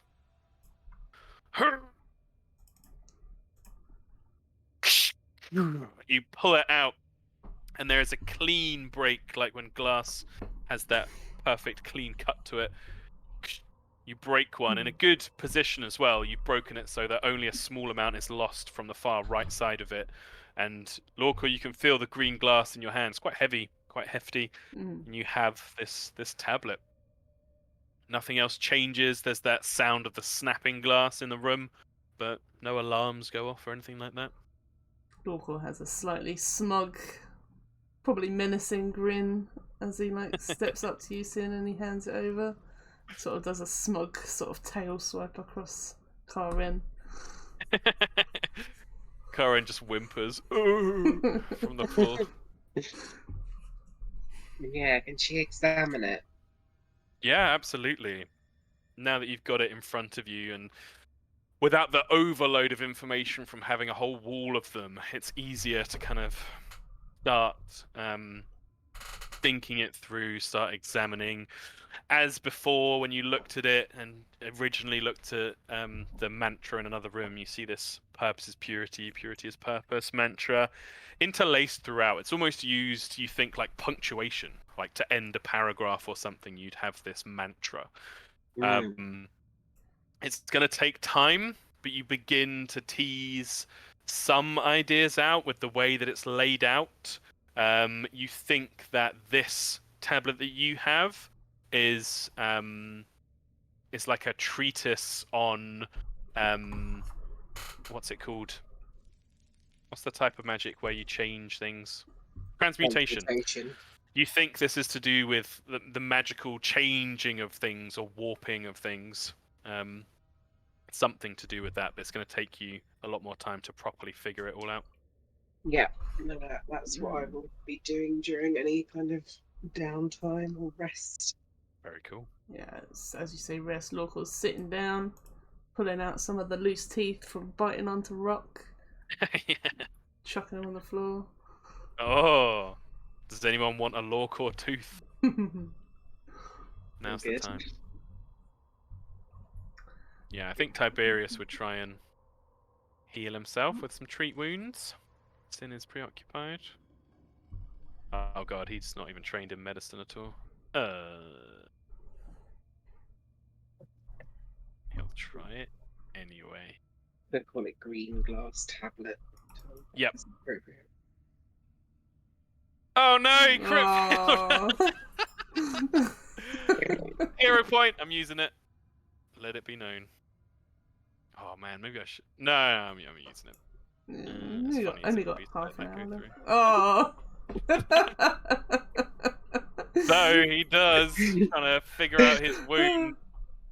He's trying to like especially because he got kind of crushed. It's like bruised ribs and stuff, and he's just there like poking his ribs, like what do I do? Maybe if I do this stretch. Oh!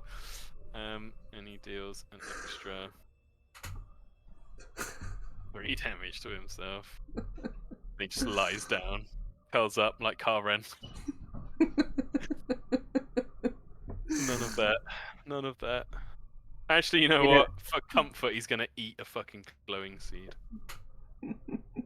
Then I'll go to him and try and heal him. Thank you, Sin. Medicine check. Oh, it's a fucking crit. Perfect. 4d8, please. 16. Very nice. Almost max health. So yeah, you get him sorted out, you show him a position to actually rest in, and you kind of help him stretch upwards, and it resets some of the like knotted muscles in his body and the crush, and you have to bind up his chest to keep his posture good to help him heal. He feels a lot better afterwards. Awesome. Very nice. Anyone healing a Lawcore? I'll try. Yeah. Heal. Oh my gosh, Sin, you're a fucking monster. Yeah. Nice. I mean, you could roll 4 1s, or use some rolls you could do. Lawcore's got a lot of health, but it's another 4d8, please. That looks like enough to me. Only just. Nice. Back up to full. Yeah. With Lawcore, it's more about sorting out damaged scales and abrasions on the skin from the crushing. But yeah, very nice. Your expert skill you see to them both. Well, Awesome. you've now explored all of this area. You think that only It's the take you exit. up to the map. Yeah, would be the exit going down. Well, let's go that way. So, following the scuffed marks on the stone floor, the route that the exiled Sari clearly take, though you think probably very much disrupted now by your destruction of the bridge, leads you down, just for my own sense of completion. Okay, that's the route. You head down. Takes about half an hour, a little bit more. 'Cause it's multiple corridors. We've missed them. We've missed as you a room, head haven't we? Missed a room? down. No, I just haven't put the labels on them now. So, Oh, okay. Right. for the sake of completion, this one up here is the statues, plural. And this one here was the demon face. Demon face. Demon face. Asia. That's been everything. Nice. Nice. So, as you head down, you eventually come to another square room like you'd expect to complete the symmetry of this place. You began with the square room with the bridge, very large one, and you come to another one. Make sure I've got you guys on the map.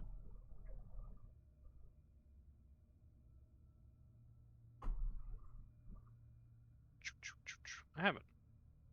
Damn it. So, Sin, Tiberius, Lorcor, Ollie Bim, Willis Love Millie. Huh? Ollie Bean. Ollie B. And Sin has the light spell. This does. So,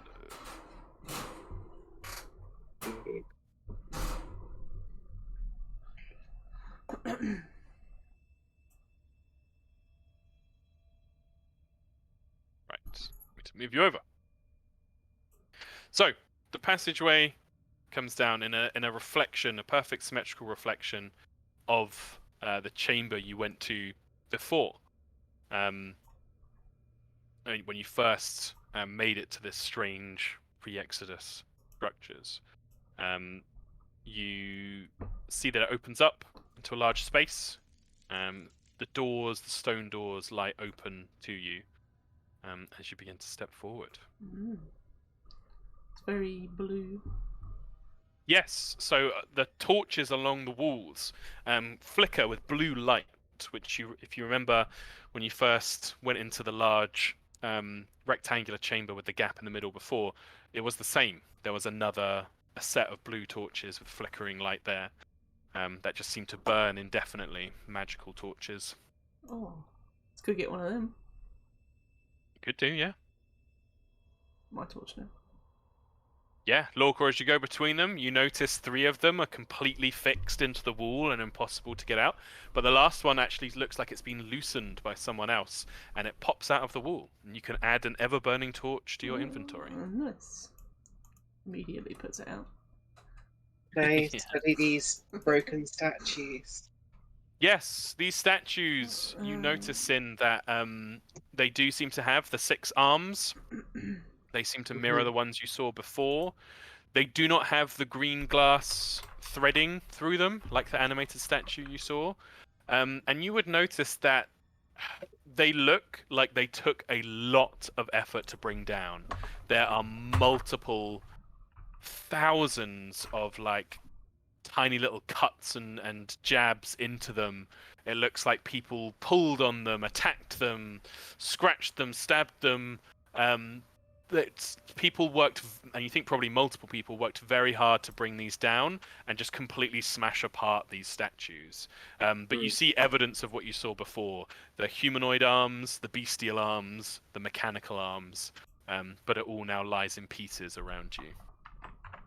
And as you both are stepping into this chamber, you note a few things. A large stone stands to your south, covered in old bloodstains, and bloodstains the floor around it as well. Even from this distance, you can see that the stone has what look like runic or ritual markings scribed into it. Around the walls, frescoes have been scratched out or wiped over with in some cases blood, in some case you think other bodily substances. There's quite literal poo smears on the walls here. Lots has been done to wipe out the frescoes and the evidence of the pre-Exodus civilization. In its place, you see simple drawings, very simple, along scratched into, in many places, the blood or the bodily fluids. And on the floor has been left bundles of flowers, other grown plants, fruits, vegetables, many already turning to rot now. Animals, there is a strong smell in the room, even in such a large chamber, of this kind of rotting food smell. Seashells, bones, there's all manner of bundles of things that, with the symbols above them, look like offerings left in place to different symbols around the room. Creepy. How recent do the offerings look? Some of them look fairly recent. Some of them look maybe only a couple of days ago. Others look like weeks.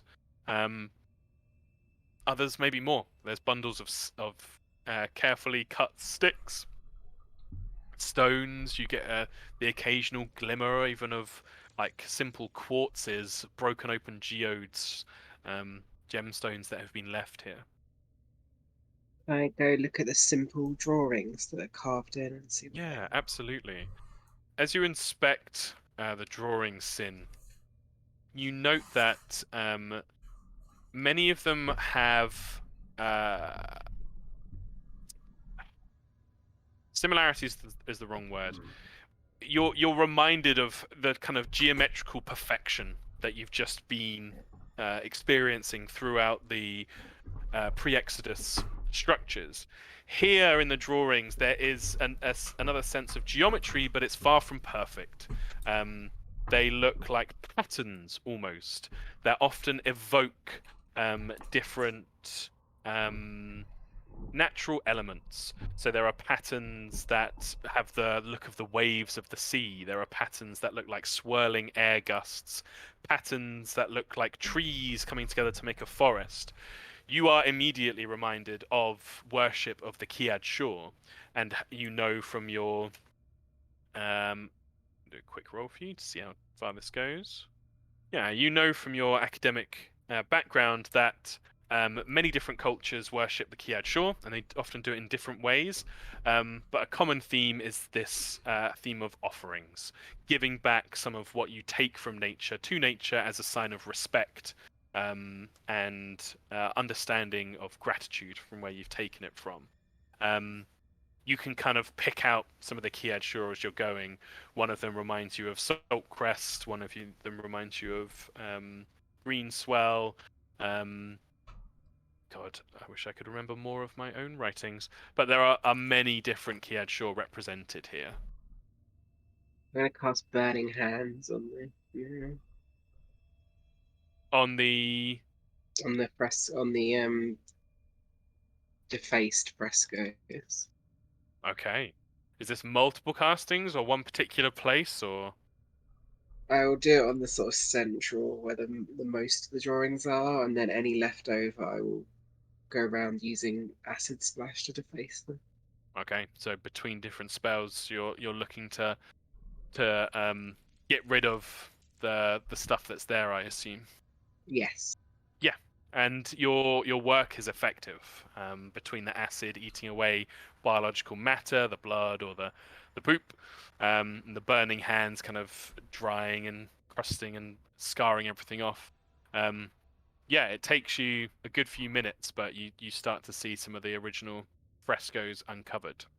And the frescoes here you can see, whilst damaged by clearly people trying to scratch them out and such, they haven't been as thorough as they have with the statues, seemingly instead opting for the covering up.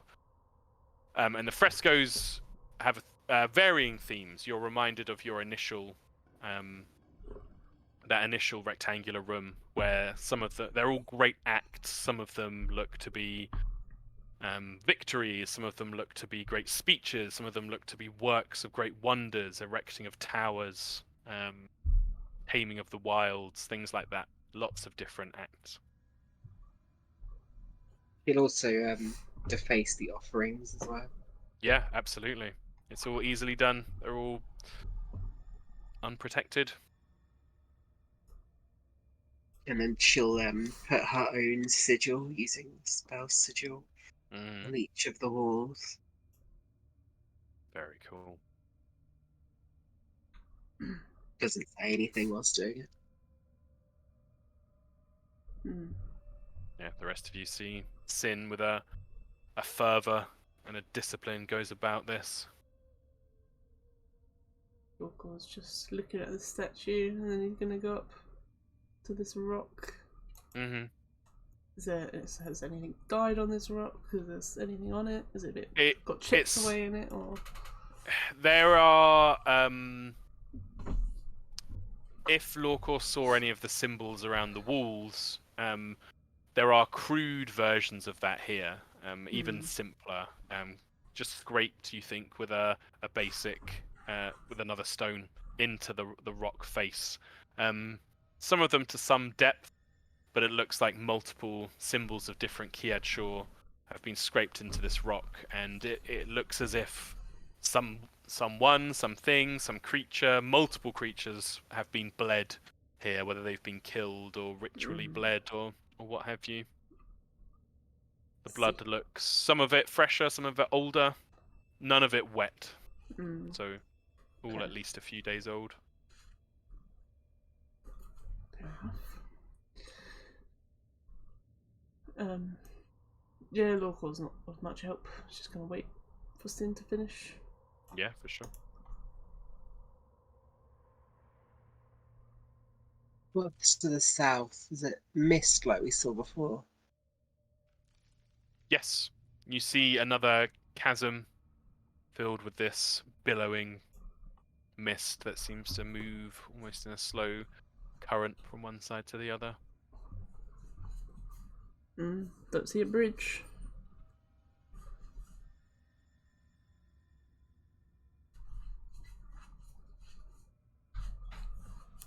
Yeah, you don't currently see a bridge.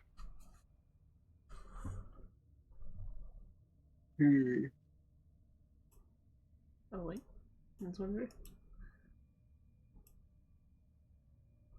There is a bridge. As your pocket torch boy comes up to you, you do see Pick him up. see another rickety-looking bridge.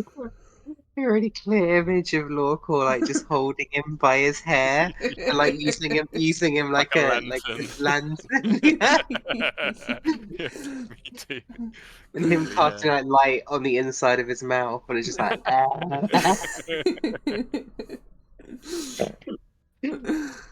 Yeah, just like before. Rickety A twin bridge. to the one you'd seen previously.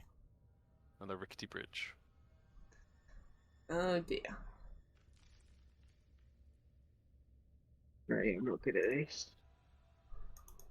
No. And I don't have any tether left this time.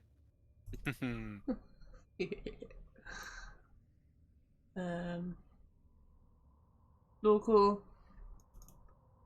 just looks at everyone else. Does anyone else want to go before Lorcor breaks the bridge? Karen will go. I want to go. Oh yeah. It's gonna be balance checks again. You remember this? So to balance is acrobatics. Yes. So Karen's gonna start us off. I'll actually cross first this time. If that's alright. Oh yeah, for sure. I crossed last time, I'll cross first this time. Very cool. Oh fuck, hero point.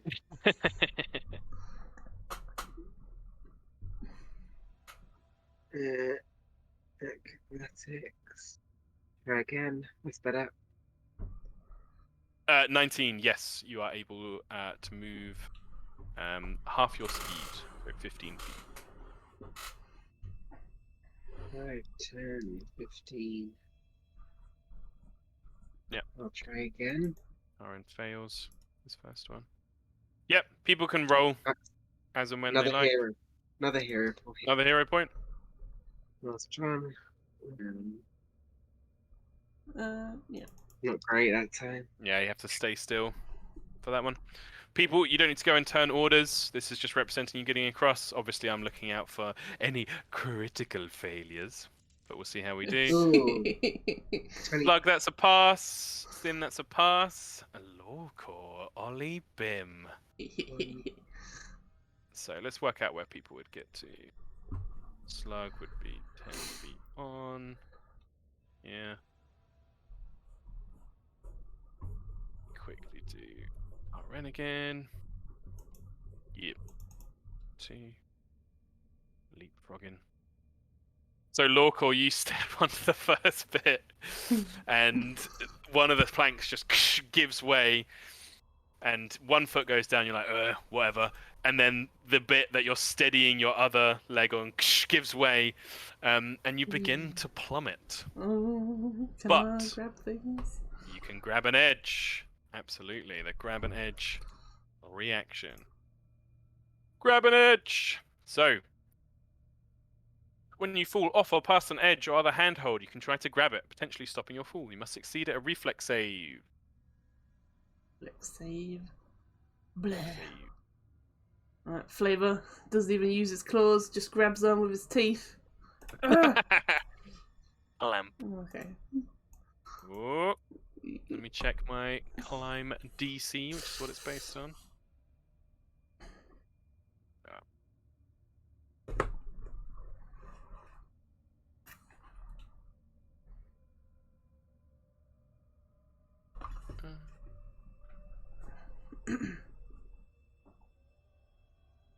That is not a pass. Do you have a hero point? Nope. You grab on and your teeth just sever through the wood and the rope, and you continue to fall, and the rest of you see Lawcore plummet. Lawcore, do you make any particular sound as you fall down? Just a gatory hiss as he begins to hold his breath. Down through the mists. What do the rest of you do? How do you react? Carry on.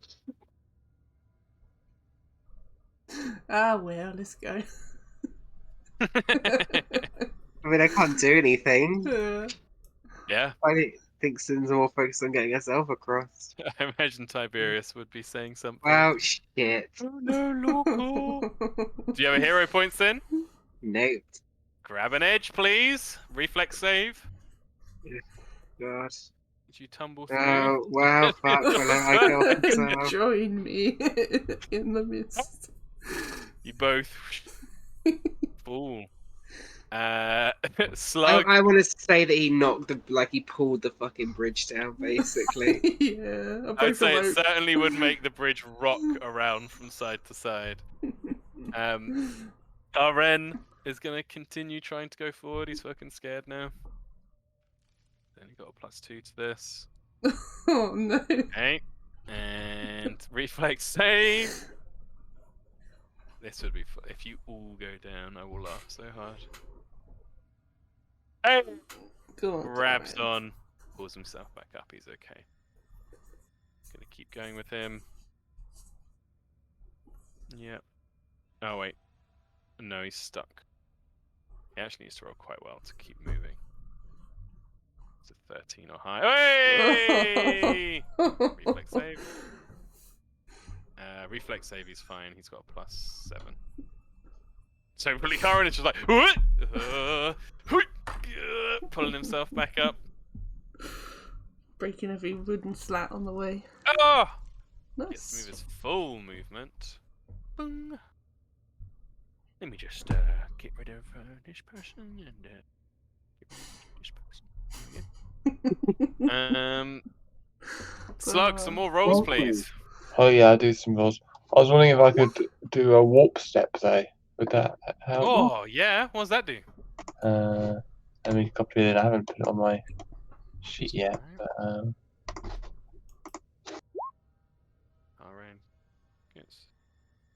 exit. Well, the earth holds 3 feet. Steps extend. Distance. It's just then stride twice. Oh wow, 2 actions. Yeah, that's fucking awesome. Yes, I'll say you still have to make your balance check, but I'm gonna give you a bonus to this. And if you do, you're gonna fucking fly along. Okay. So with the bonus. Does any hero points going on over there, George?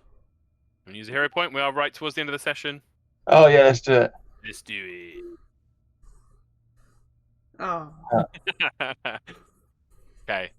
I'm gonna say because of warp step, your failures become like a normal success. So really it's only like crit failures for you now. So keep rolling. I'll assume you keep doing warp step. Oh! Yay!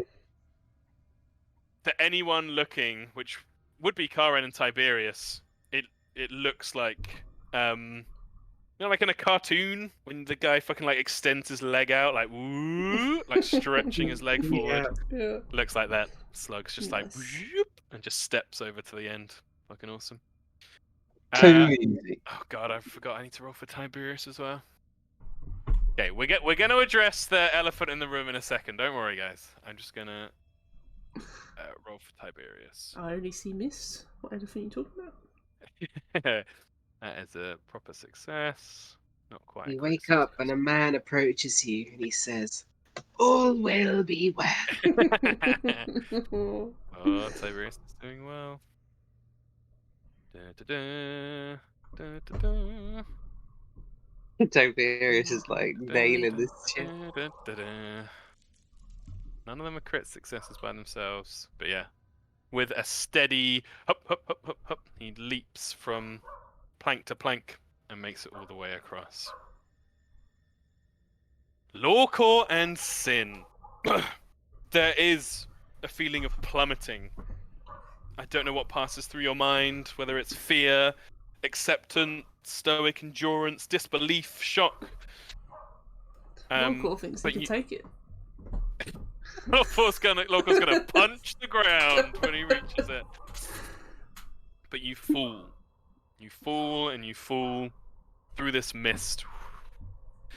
Just zooming past you, you have the feeling of the moisture on your face as you plummet through this mist.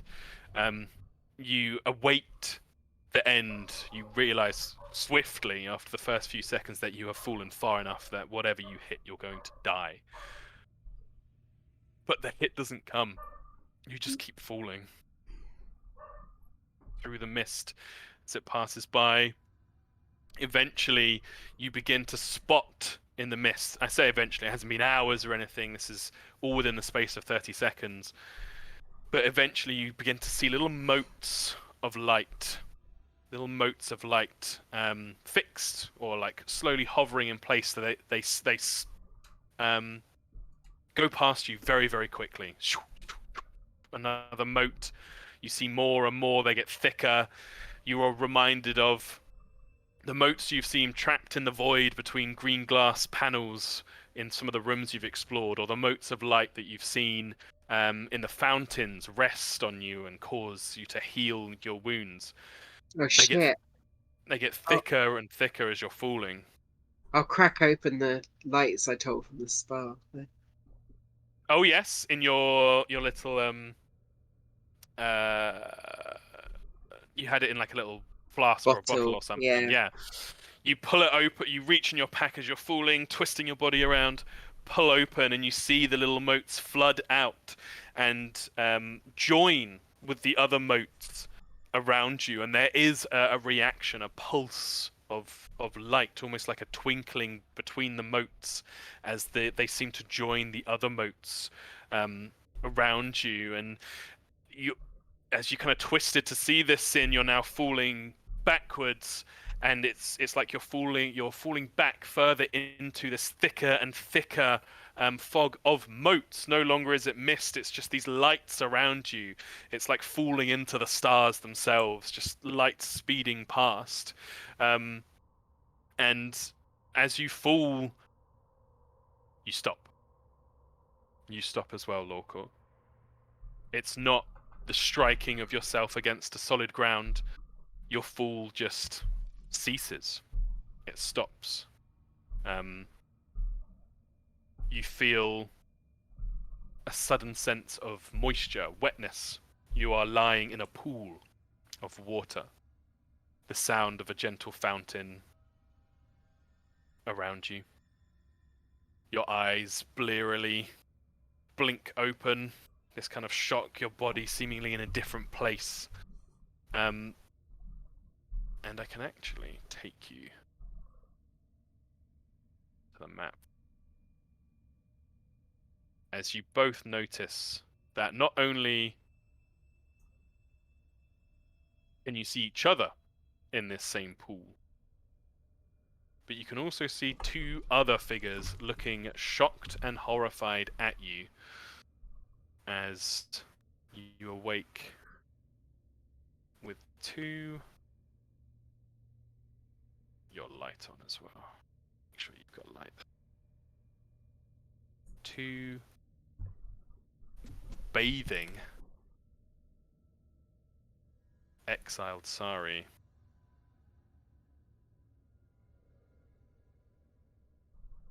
Can you see? Yeah. Yep. Are right next to you.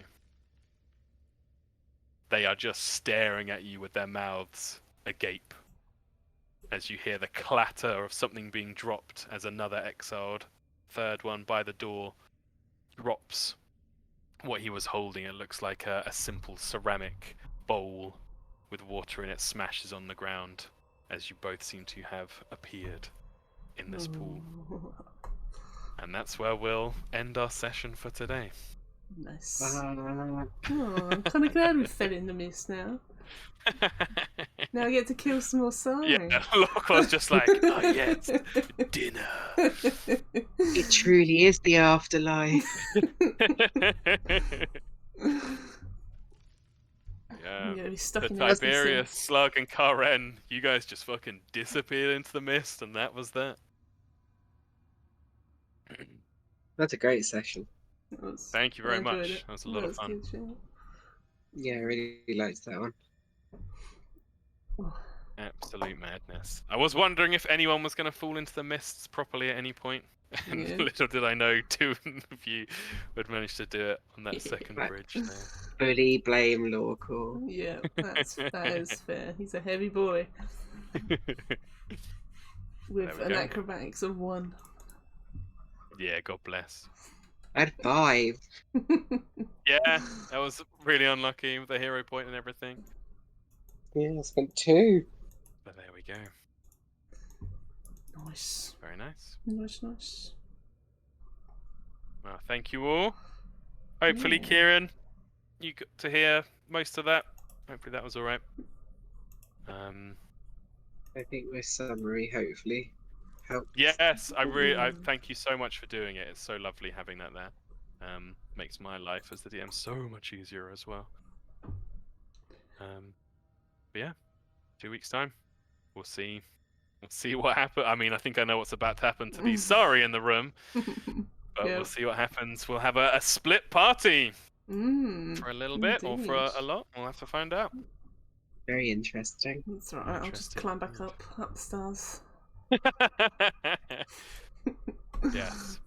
Falling, motes of light, wake up in a pool. Next Sunday, the 30th, is Lumen. It would be, but I'm going to be in Scotland visiting my beloved next Sunday.